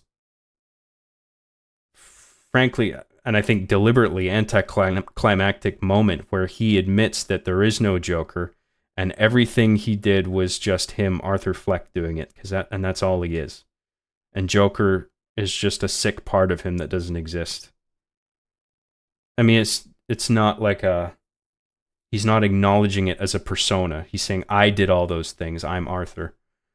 Again, there's some interesting stuff there with the shadow self and identity and split personality, but the movie didn't do anything clever with it. It's such a bleak downer ending, and it seems deliberately fashioned that way to piss off the fans. I wonder how much of like the contemporary political environment is factoring into this, where I don't know, maybe that's the wrong way to word it, but I think like when the first movie was successful, Todd Phillips maybe got the impression that the wrong people liked his movie. You know? Like I felt like the pressure got to him that he was making a movie that was an endorsement of like being super antisocial and chaotic and evil or whatever. And then Todd may have decided like, oh, I shouldn't have made that movie, and I've inspired a bunch of film goers who are appreciating it for the wrong reason. And I think he thought there were so many of those people that he thought, okay, I'll make this movie as sort of an antidote to everything that basically hits the rewind button on everything that was done in Joker 1. It's almost like an apology for Joker 1. And it's just like, you shouldn't apologize for Joker 1. It's actually a good movie. And I'm one of the fans of the first movie that knows what you were doing. I know Todd wasn't trying to endorse a character like Arthur and all the terrible things he did. It's not a he's not a character to be looked up to. I feel like he way overestimated the amount of people who liked the movie for the wrong reasons. Like, I totally saw what he was doing, especially with the shot near the end of the first movie where you see Bruce in the alley and his parents are dead. Like, that one shot at the end of the Joker movie is brilliant, and it's just sort of the antidote to the whole thing. I really like that first movie. Unfortunately, I'm not the type of person who thinks like, oh, the first movie's ruined now. Like, I have no problem enjoying films in a series in isolation, saying like, that's the good one, that's the bad one, we don't have to watch that again. But this one is still good. Some people, I think they're like, oh, I can't even watch the first one anymore because the second one was so bad. I'm not one of those people. I'm like that with seasons of television as well. Like, I'll still watch the early seasons of Game of Thrones and really appreciate them. But then, some people, just because of the 8th season, they completely write off the show entirely. Like, I can't do that. Because there's just, I've said before, like, seasons of television and films are sort of individual bubbles of practicality where all these ingredients come together, and sometimes it works and sometimes it doesn't. And I've been on a lot of film sets, and frankly, I think it's a miracle that anything fucking good ever gets made. So I appreciate good movies and good seasons of television when they're made, because all the right ingredients came together at the right time. And that's not always going to happen. That's just a fact of life, So you need to be prepared for eventually a sequel or another sequential season of television being made that's not as good. Like, that's going to happen. So if you're of the mindset where if there's one bad thing out of a series of films or a television show, you're just gonna write it all off, then you got to be prepared to do that with a lot of different shows and movies, especially now, you know, because Hollywood is just more underwhelming than ever, you know, and just up its own ass and sort of crumbling. You know, they're gonna grab a bunch of. I mean, they're in a state now. I mean, and have been for some time where they're searching for old IPs and saying, "What can we do with this? Let's turn this into a thing," and it sucks. And it's like, what am I gonna hate the old stuff now just because this new thing that has the same IP was shit? Like, no, I take good movies and good seasons of television where they come. It's like Dexter. You know that show had a terrible ending. The last season was really weak, but those like first 4 seasons of Dexter are fucking awesome. Like really good stuff.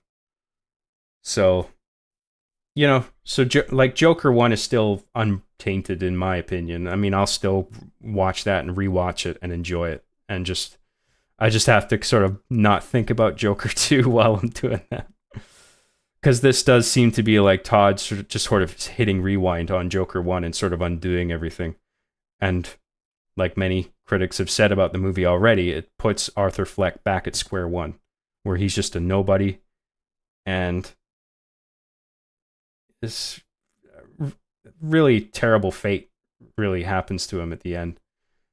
I mean, he's abused by the guards, and then spoilers, okay? At the very end, he gets knifed in a quite horrifying scene. He gets shanked in a hallway in Arkham, and he's just left bleeding on the floor. And that's it. that's the ending. Like it literally pushes in on his face, his dead face, and it cuts to credits. And it's just like, fuck, man. Like, what? How am I supposed to get excited about this? I mean, I feel like Todd was actually trying to piss off the fans of the first one. Say, there you go. Here's a fucking movie. Fuck you. That's what you get for liking the first one. It does kind of feel like that. I didn't want to believe that was the case because I thought that was so juvenile. It's like Todd Phillips is smarter than that. But that actually seems to be the case here. I think there's some element of that going into the decision making here, which is a real shame. And I thought the ending of the first film was brilliant because it was so symbolic and open-ended and almost, I hesitate to say the word biblical because I don't want to like elevate it too much, but it has this sort of this effective simplicity that biblical stories often have, where it's just like distilled and has like a powerful message in it without having to say too much in terms of plot. You know, it felt like it was really tapping into something important about life. The first one about madness, you know, about how like the last shot is sort of symbolic. It's a metaphor for like madness will always find a way to sort of escape. And with the Bruce Wayne in the alley image, that's another metaphor for there will always be like some agent of order will manifest in absolute chaos when things are an absolute mess. There will be some semblance of order that sort of pops out of nowhere and then sort of establishes a new way of doing things, and then the inverse happens where eventually chaos takes over, and it's that relationship between order and chaos, right? There's that first movie had that symbolism, and it was really powerful and effective in it. At the end of Joker 2, I'm going, what's the metaphor here? There's nothing clever, there's nothing substantial here. It just seems like a really deliberately downer ending where I guess the message is Joker really wasn't a larger than life character. He was just a nobody. He was ill. You know. And then he died abused and bleeding on the floor. And then that's it. And it's just like, what? I mean, it's obviously not an endorsement of Joker or any of his heinous actions. I mean, that's a good thing, but it had none of the symbolic or metaphorical power of the first film. It felt like that was all just thrown out the window. And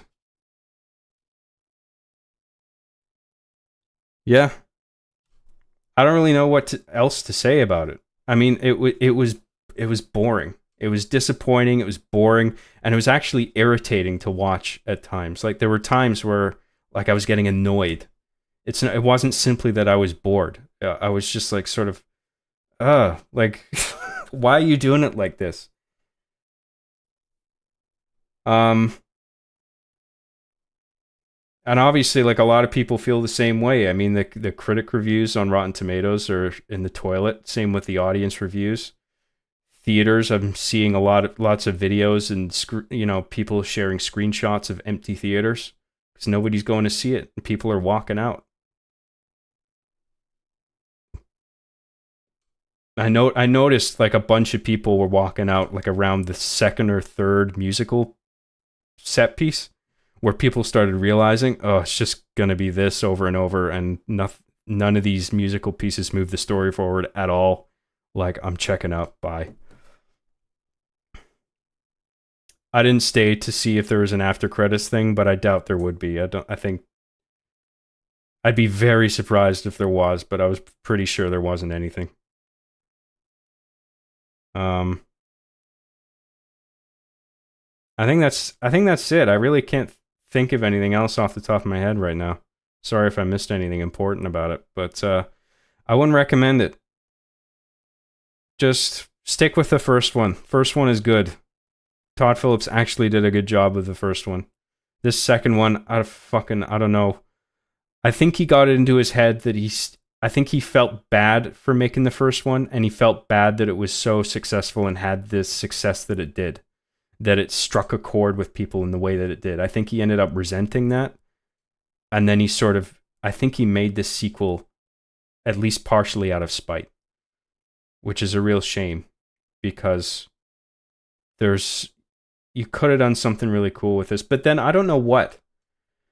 Like I was thinking, like if you're gonna make a good Joker sequel, what would the ending be, right? And there's a number of options. I mean, Arthur Fleck without his makeup on, dead on the floor, in sort of a pathetic and downer end for him. It's like, sure, that's an ending. Probably not the one I would go with because you're not advancing the idea of Joker in the Batman universe at all. You know, it feels like you should do that. That's what the first film did. It's just like, oh, that could be Joker, could not be. Maybe the real Joker's out there. Maybe he's the Joker and he's gonna escape and go on to do all this crazy shit that Joker does. And it was open ended in an appropriate way to sort of let the comic book lore come into people's heads and fill in the gaps from there. If you know what I mean. It basically just closed, not only closed ended, but just hitting rewind on everything. And so, like, what are other possible endings? Well, I wonder if the ending that most people would have been happy with from a Joker sequel is basically sort of like the Batman the animated series, where it's just like you see Joker and Harley, they're like crime bosses, and they're sort of leading an army of criminals or whatever. And maybe the last shot of a Joker sequel that could work is that you see Joker sitting behind like a desk or something, and he's sort of the clown prince of crime, and he's got Harley Quinn by his side smoking a cigarette, something like that, and then you sort of end on that image where it's just like, oh, okay, now he's a serious force in this city now. But I don't think I even would have wanted that. Like, I don't think a sequel should have been made at all. I think the first Joker movie, that is the ending. Like, I think that first movie should have been made, and that was a great place to end it, and it should have just stopped there. Even if you were to expand on the idea of him actually being Joker and becoming the clown prince of crime from the comics and the cartoons, I feel like that's just going too far in that sort of grounded Joker film universe. Like, it's appropriate for it to stop where it did, and there shouldn't have been a sequel. But I mean, I saw the trailer and I wanted to believe there was something here, and there are fragments of something there about the idea of the Jungian shadow and identity and split personality, and is like redefining what's real about yourself. Like you sort of let this shadow self inhabit you, and you are that person because action is character, right? And you do things being sort of possessed by the shadow, and that becomes no longer just some sick persona in your head, but actually the real you. So there's something there that could have been had something done with it. I don't know how you end it, because I can't think of a satisfying ending to a Joker sequel. Even if you were, like I said, to lean into like he's the clown prince of crime now. I don't think I even want to see that. So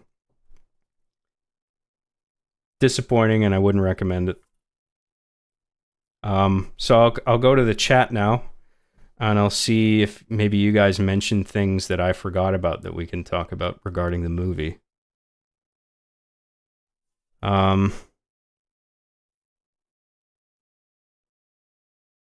Did you really jizz on Arbiter in that one episode? That was shampoo, dude. You think we're really gonna bust a nut off camera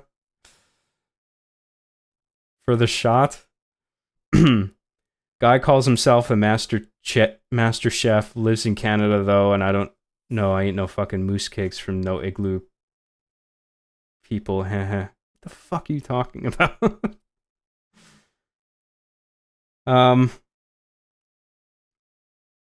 People think the first Joker celebrates the negative parts. I think there are some people that do. It's just not nearly the amount of people that Todd Phillips seems to think. I think most people appreciated that, like Joker 1, saw what it was doing. It was very clearly not an endorsement. It was clear enough while also being subtle about it, which is one of my favorite things about it, is the restraint in that movie. You know, it's subtlety. First film was cringe. I didn't think so. I thought the first one was really good. Mr. Bad Guy for $4.99 says, I haven't watched it, but someone on X told me it was bad, so I think it was bad. Formulate my own opinion? No, thanks. All right, fair enough, dude. Thank you very much for the super chat. The movie sang itself in a circle. Yeah, the movie doesn't go anywhere. It is basically a big circle. Musicals need music that lasts, like Wizard of Oz and Willy Wonka are a masterclass in how to do a musical well, otherwise meh. Yeah, I mean, there's a bunch of the musical content in the film is not even like some extravagant set piece where they're all in costume and everything and it's actually good singing. A lot of it is just like half of it is just really awkward singing in the grounded actual diegetic story space, if you know what I mean. Like Joker will just in mid conversation start singing awkwardly and badly and just be doing that for a little too long, and there's no showmanship about it. It's like just Arthur Fleck grounded in the real world sitting in a chair, and then he just starts saying his lines like lyrics, and there's just nothing compelling about it or even audibly pleasant, because there's no, like, he's not trying to sometimes he's like mumbling the lyrics and it just goes on for too long, and you're just like, oh, fuck's sake, like, come on, let's go, just get on with it. If you're gonna do the musicals, at least keep it restricted to the part where it's like a big stage performance and you've got effects and lights and costumes and everything, you know? I mean, as much as a problem that is on its own, because it doesn't move the story forward and all the action within it is inconsequential, at least that's more pleasant to watch and listen to. The first few times I didn't mind it, but every fucking time they interacted made me want the nightmare to end for real, and I have to give credit to Lady Gaga's. She played the role well. Lady Gaga is good in it. Yeah. I mean, she's obviously a good singer, but she's also a strong actress.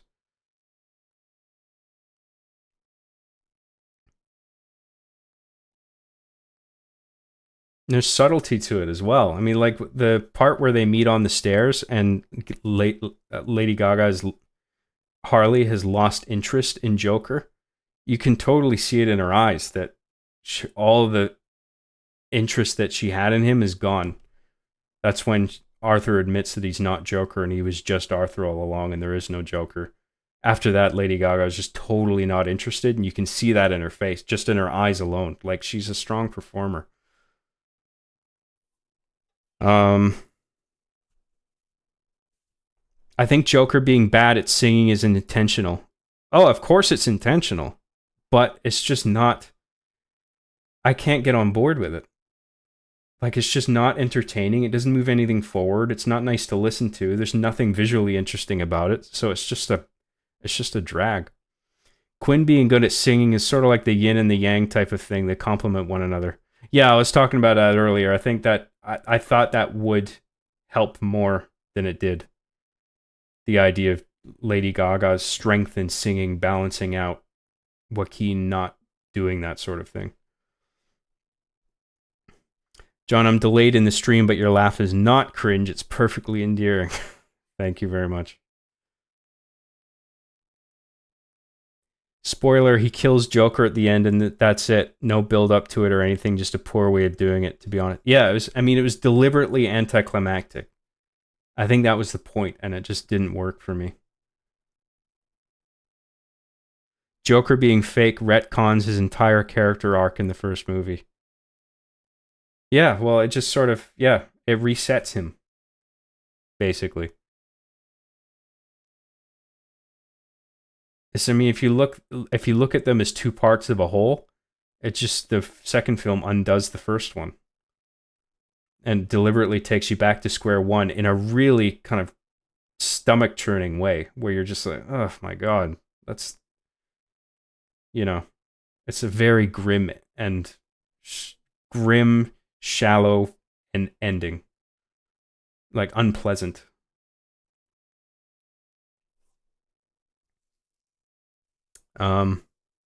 Joker 1, when he was talking to Murray, felt like he was speaking oddly because he was losing his shit. Yeah. Yeah, the awkwardness on stage when he's on the Murray Franklin show at the end of the first one, I thought that whole scene was great. That worked really well. The tension built up to the gunshot really effectively. Any shot at a trilogy? No. I mean, Todd Phillips has said, I think that's it for me. So, I mean, and good. Because, I mean, I don't even think the second one should have been made. And I think it's doing terribly in terms of financial return. Because I think it had like a $200 million budget, and it's only made, I think it's only grossed like 70 million worldwide so far. So I don't even know if it'll make its money back. At the rate that people are walking out and probably getting refunds and now not going to the movie as a result of word of mouth, I really doubt that movie is going to make up the money that it spent, and it's going to be a major loss for Warner Brothers. So even if Todd did want to do a third one, I don't think they would let him.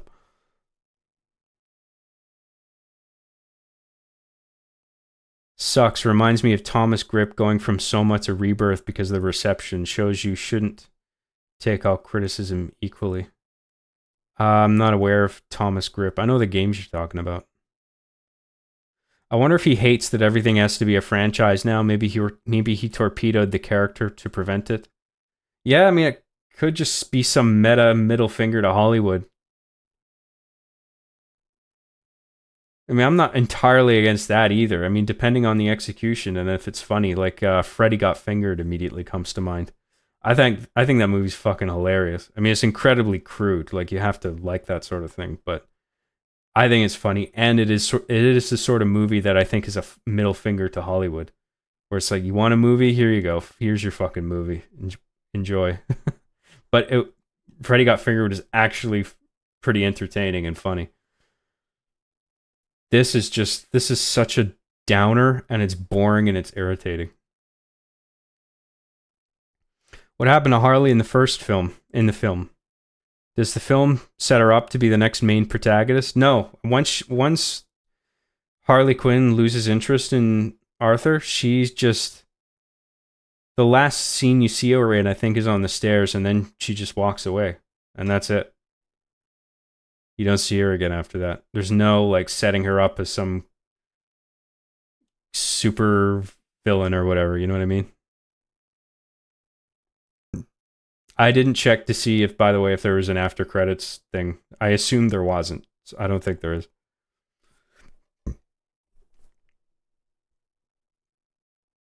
The first Joker for me is basically a 10 out of 10. I don't know if it's I would give it a 10, but like I would give it like an 8 or 9. It's like it's just really solid, and there's no fat on it, and it's got some things to say that aren't obvious, and I like when movies do that, where it's just like, fuck, there's good ideas in here, but I can't quite put my finger on them. I like a movie that makes me think like that. The first Joker did that for me. Heath at the end, John. Heath Ledger showing up at the end. Yeah, I doubt that's happening. I hate to say humiliation ritual, but it definitely sounds to someone that hasn't seen either like a determined downplaying and undoing of the first and the fan base around it. Yeah, so I think there's a bit of that in whatever the fuck the decision making was. I'm not saying the Mafia boss would be the ending for the sequel, but I would be interested to see his evolution into how he competes with Batman in terms of wit and planning crime. Yeah, I mean, I would prefer that ending, but that's also not an ending that I want. Like I said before, I think the first Joker movie, that was all it needed to be, and it ended it at like it had the right ending. It didn't need to go further than that. It said everything it had to say with that.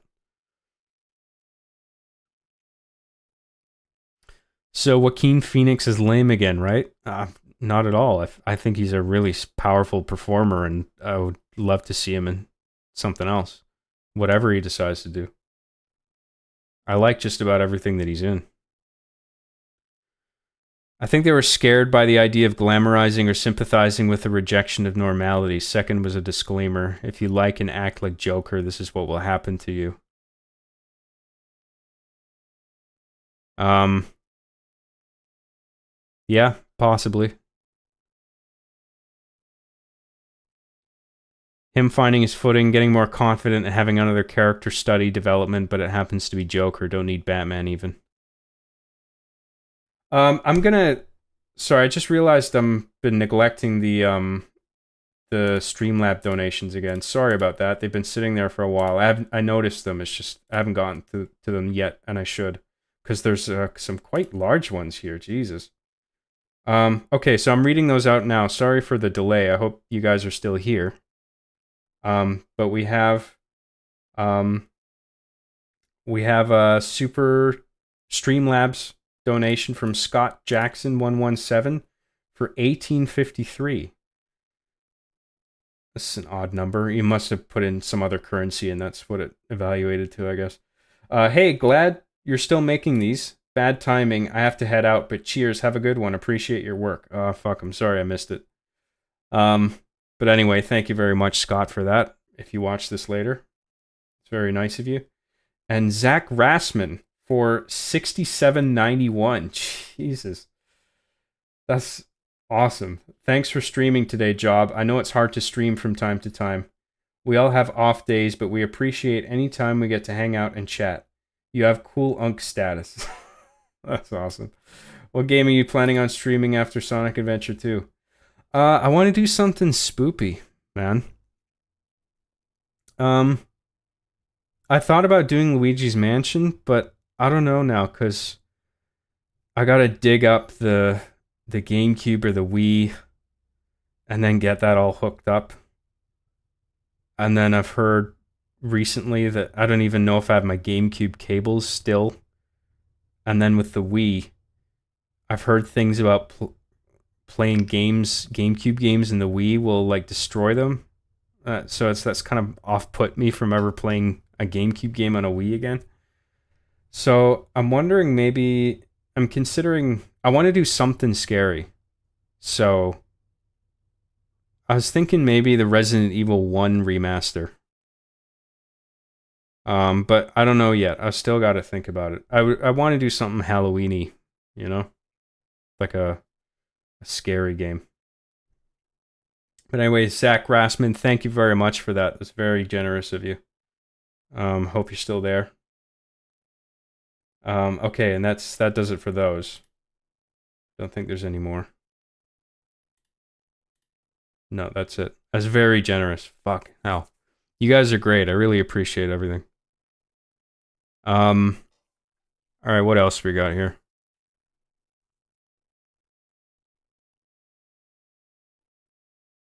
Batman versus Joker, I'm calling it. I don't think they'll do this Joker with any iteration of Batman. I'm looking forward to the Batman Part 2.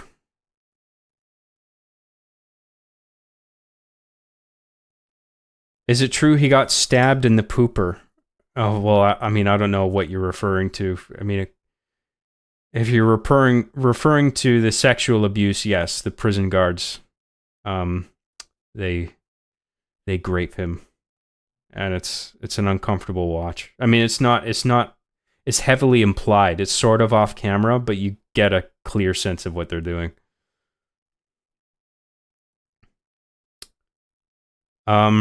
A good Joker 2 is just a new Batman movie as grounded as Joker 1. I guess. The one thing I was always curious about when I watched the first one was finding out how he goes from the neurotic character he is to the mad but confident version we see everywhere else. But yeah, well that was good. What was good about the first one, I think.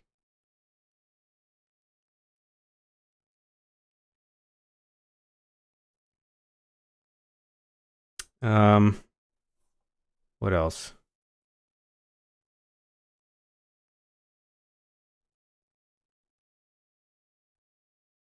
Does Todd Phillips actually resent Joker 1? I didn't really feel that from watching. I think he resents the reception of the first film, not the first film itself. Although I could be wrong about that. I mean, I really don't know what exactly was going through his head.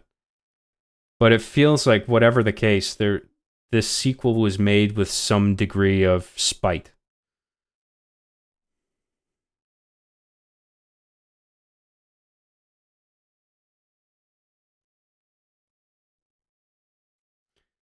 I wonder if Quinn was supposed to represent the audience and mirror the audience's disappointment in Arthur not being Joker. Maybe he thought people missed the point of the first film. Yeah, that's an interesting observation, and I think there's probably something there that's accurate. Right, I think there's still a lot to explore, from where Joker is clumsily and nervously delivering speeches and killing Murray to being in total control and 10 steps ahead. Um, yeah, that's true. Assuming that Arthur Fleck does eventually become the Joker, and I think the part of the point of the first Joker movie was to preserve that ambiguity. Like maybe he turns into the Joker, maybe not. And I think actually more recently Todd confirmed that that wasn't the actual Joker.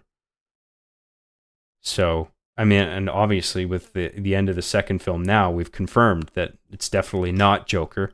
But the ending of the first movie at least left it ambiguous. Like he could become Joker. Who knows? I thought that was a strong element of that film. John, the Thomas Grip comparison with Todd Phillips is that Thomas Grip took negativity to a masterpiece in the wrong way and went and made a really bad new project that makes you question what happened. Oh, okay, I see. What's up, John? Oh, not much. We're just talking about the new Joker movie.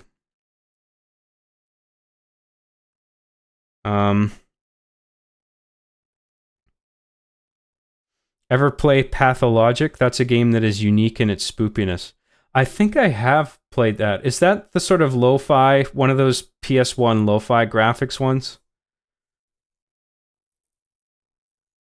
I feel like I might be mixing it up with a game that has a similar name, but I think I've played that, and that was really cool. You could play Alan Wake or the Silent Hill 2 remake. Yeah, well, the Silent Hill 2 remake I want to play on my own. I don't want to stream that. Maybe maybe a second playthrough. But my first playthrough of that game, I want to just play it on my own. Sarah XC for $10 says Streamlabs did not realize you had that set up. Where should I send my donations? Oh shit. I guess I should have been more clear about that. Sorry. I mean, I keep forgetting about it myself. So yeah, I mean, I use Streamlabs to stream because Streamlabs has its own sort of desktop app, like it uses OBS as a framework, I think. It's basically OBS with some more bells and whistles. But anyway, I have a Streamlabs account associated with that software. And yeah, so I have tips turned on for that, and they go directly to me over PayPal. And they don't take a cut from it. Or if they do, it's negligible, at least relative to what YouTube takes. So you can go to the link is in the description below, I think, the Streamlabs link if you want to donate anything through there. And yeah, YouTube, they won't take 30% like YouTube. But Sarah, you don't need to send me anymore. You've been incredibly generous already, and I really appreciate everything that you've sent. So thank you very much for everything. Thank you for that. They tied Joker to the radiator and graped him. I wasn't aware they tied him. Maybe that was established in a line of dialogue because you don't see him. He's off camera when it's happening.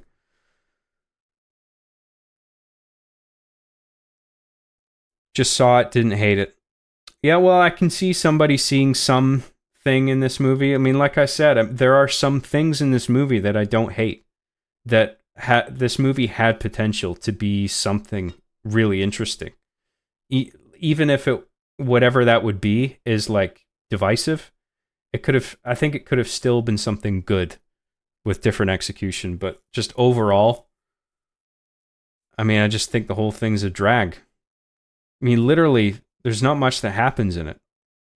Because a lot of the interesting stuff is in Arthur's head. And it's confirmed to be in Arthur's head. Like, they make that very visually clear that all the musical set pieces are like just him fantasizing. You might like playing Fear and Hunger, John. Just heads up, it doesn't hold any punches, so you might have to censor parts, but thankfully there are mods that make it stream friendly. Yeah, well, I'd rather stream something that I'm like familiar with already. Like, I don't want to play something brand new and stream it because then I'll be like I'll be hopelessly lost probably. And I want to be able to pay attention to the chat to some degree. Like, I'm very single track minded. If you give me a new game, like, I just want to concentrate on it. And if I have to like play a new game, a new experience entirely and engage an audience at the same time, then I'm just not going to get anywhere in the game. But if I played the game before, I can make progress while engaging the audience, which is the ideal situation, you know? Is the Silent Hill 2 remake any good? I haven't played it yet. But there's an advanced access for it on Steam, but you have to have pre-ordered it, the deluxe edition, to play it 2 days in advance. But I'm not going to do that. I'm just going to wait until the default release date and just get the regular edition. I don't need the extra doodahs. No, you're thinking of Paratopic. Oh, yes, you're right. That was the game I was thinking of. So Pathologic is a Russian game. Okay. So yeah, Paratopic was the one I was talking about. The sort of lo-fi PS1 psychological sort of creepy. It's not like a jump scare horror game, but it's just sort of got this unsettling atmosphere. I just got done with a pretty sick air guitar concert in the bathroom. I sang my Whittle John Graham Whittle You song. It was cool. I did 13 encores. Okay. I see. I hate the weird release dates games have been doing recently. It makes when a game comes out for us plebes very confusing. Thank you. The advanced access thing. Yeah, the Silent Hill remake comes out on the 7th for everybody, I think. Fear and Hunger is a hard game, so probably not a bad idea, but definitely give it a look. Very unique indie game. TWKYK were ahead of their time. RIP Trevor. I'm not sure what that is. John, did you ever watch The Many Saints of Newark? When I think about sequels that misunderstand the original, that movie comes to mind. Yeah, I did. I didn't hate that one. I thought it was okay, but only just okay. I mean, maybe a little. Yeah, I would say it was okay. It's just I don't know why it needed to be made, and I know the reason because David Chase always wanted to make a movie, and I think HBO would only let him do his movie idea if it was attached to The Sopranos somehow. And so like that became a big part of the marketing is like who like what made Tony Soprano? Like how did Tony become the way he is? Um and because of that, the whole movie has this issue where it's like you don't know who the main character is. So you don't know who you're meant to be following throughout the film. You don't know who you're meant to be experiencing the story through. So there's just no connecting thread between you as an audience member and the film. And it's hard to get engaged with it. It just sort of feels like watching bits and pieces of the Sopranos' past, you know, where it's just like, oh, I recognize those characters. Oh, that was pretty cool. That was pretty funny. But like, you're not really engaged with it because you don't know who you're supposed to be experiencing the story through. There's no sort of connective tissue there. It just sort of feels like watching a Sopranos greatest hits reel or something like that, where it's just like, it's fun being in this universe again, but I didn't really get a lot out of that movie, and I don't think it needed to be made. Although it was well cast, and I thought James Gandolfini's son did quite a good job playing the young version of that character. Sarah C for another $10. Geez, Sarah. I am certain others have suggested, but in your free time, how would you feel about hosting Master Chief Collection custom games? Yeah, I'm not interested in that, sorry. I very rarely play multiplayer games, and when I do, like I want it to be with people like I'm largely familiar with, and I don't want to do like big parties with people I've never like talked to or anything. Like, yeah. Not interested, sorry. But I really appreciate the super chat. It's very generous of you, Sarah XC. Thank you for everything. I think John has said in the past he's against it because it would devolve into a clusterfuck too easily. Oh, yeah. I mean, it just turns into a cacophony of people trying to talk all at once, and like it's just I can't enjoy it. I wouldn't enjoy it. Like if I play games, I like to just the majority of the time I like to play single player games. Like the vast majority of the time. I just like chilling out with a single player experience. I mean, the only time I played multiplayer recently that I can remember is playing with the Gronk Squad podcast, playing a bit of Dead by Daylight. That was fun. But I would rather spend most of my time on a single player game if I'm going to play something.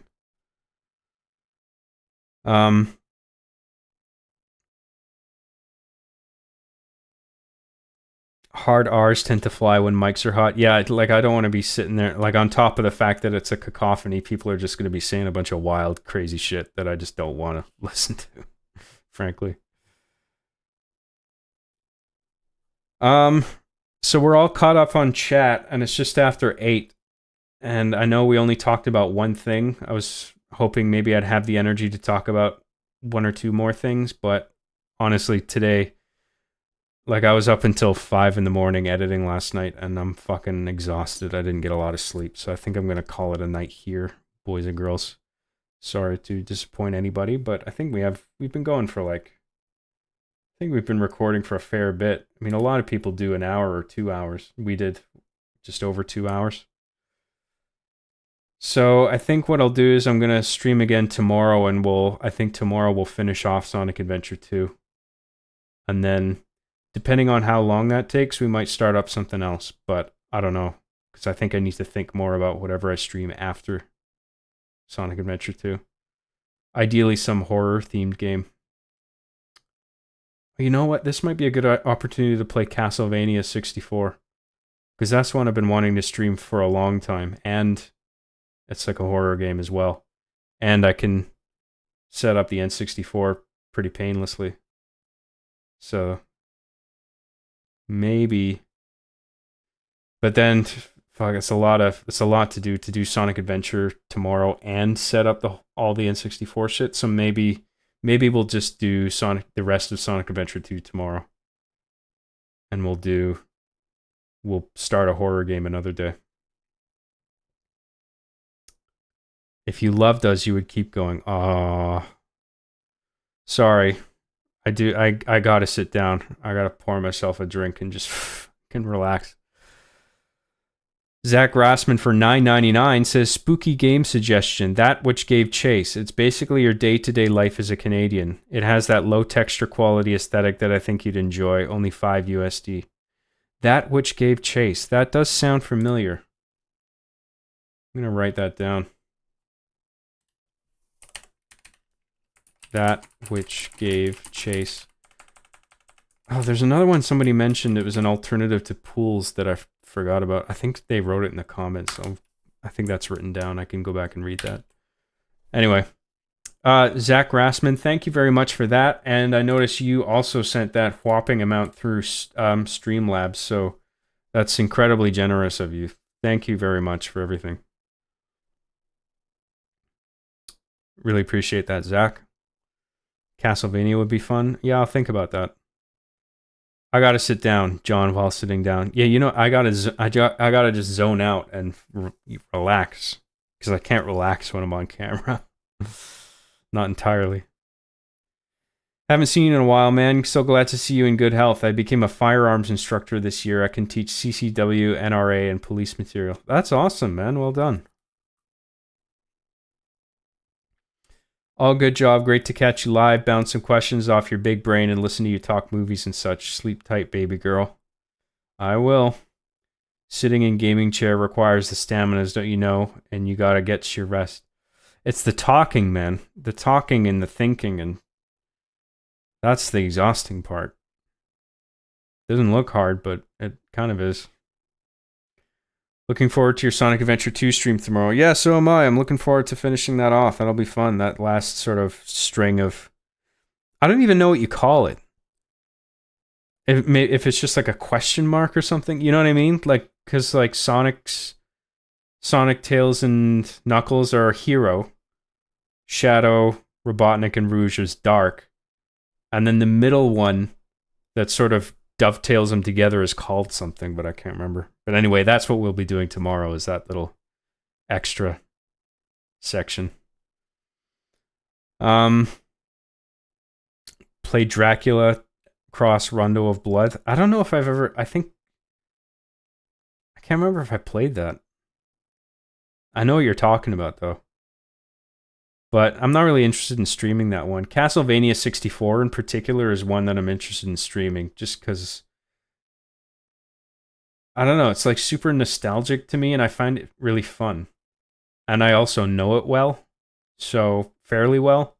So it'd be one that I can stream through pretty efficiently while being able to engage the audience at the same time. Sarah C for another $20. Oh my god, Sarah, this is too much. Good night. Also wear your Sonic drip next time. My Sonic drip? What's a drip? Do you mean my hat? My shirt? I guess I could put my shirt on. I got my Sonic shirt. Anyway, very generous of you. Thank you, Sarah. No more, okay? That's it. You better be wearing your Sonic Classic t-shirt tomorrow. We'll see. I think I can put that on. Hey John, funny fact, my best friend and I have talked in Chief Speak since 2009, since Master Chief Sucks at Halo and R being the Chief. That's awesome. Isn't Castlevania 64 considered bad compared to the rest of the series? Well, that's actually one of the reasons I want to stream it, because I don't think it's as bad as people think it is. I think it's actually quite fun. There are absolutely bullshit parts in it, but overall, I actually quite like it. I like the music. I like the atmosphere. I like the way it controls. I think it's actually fun to run around and jump around and attack in that game. Like it just feels good to like play.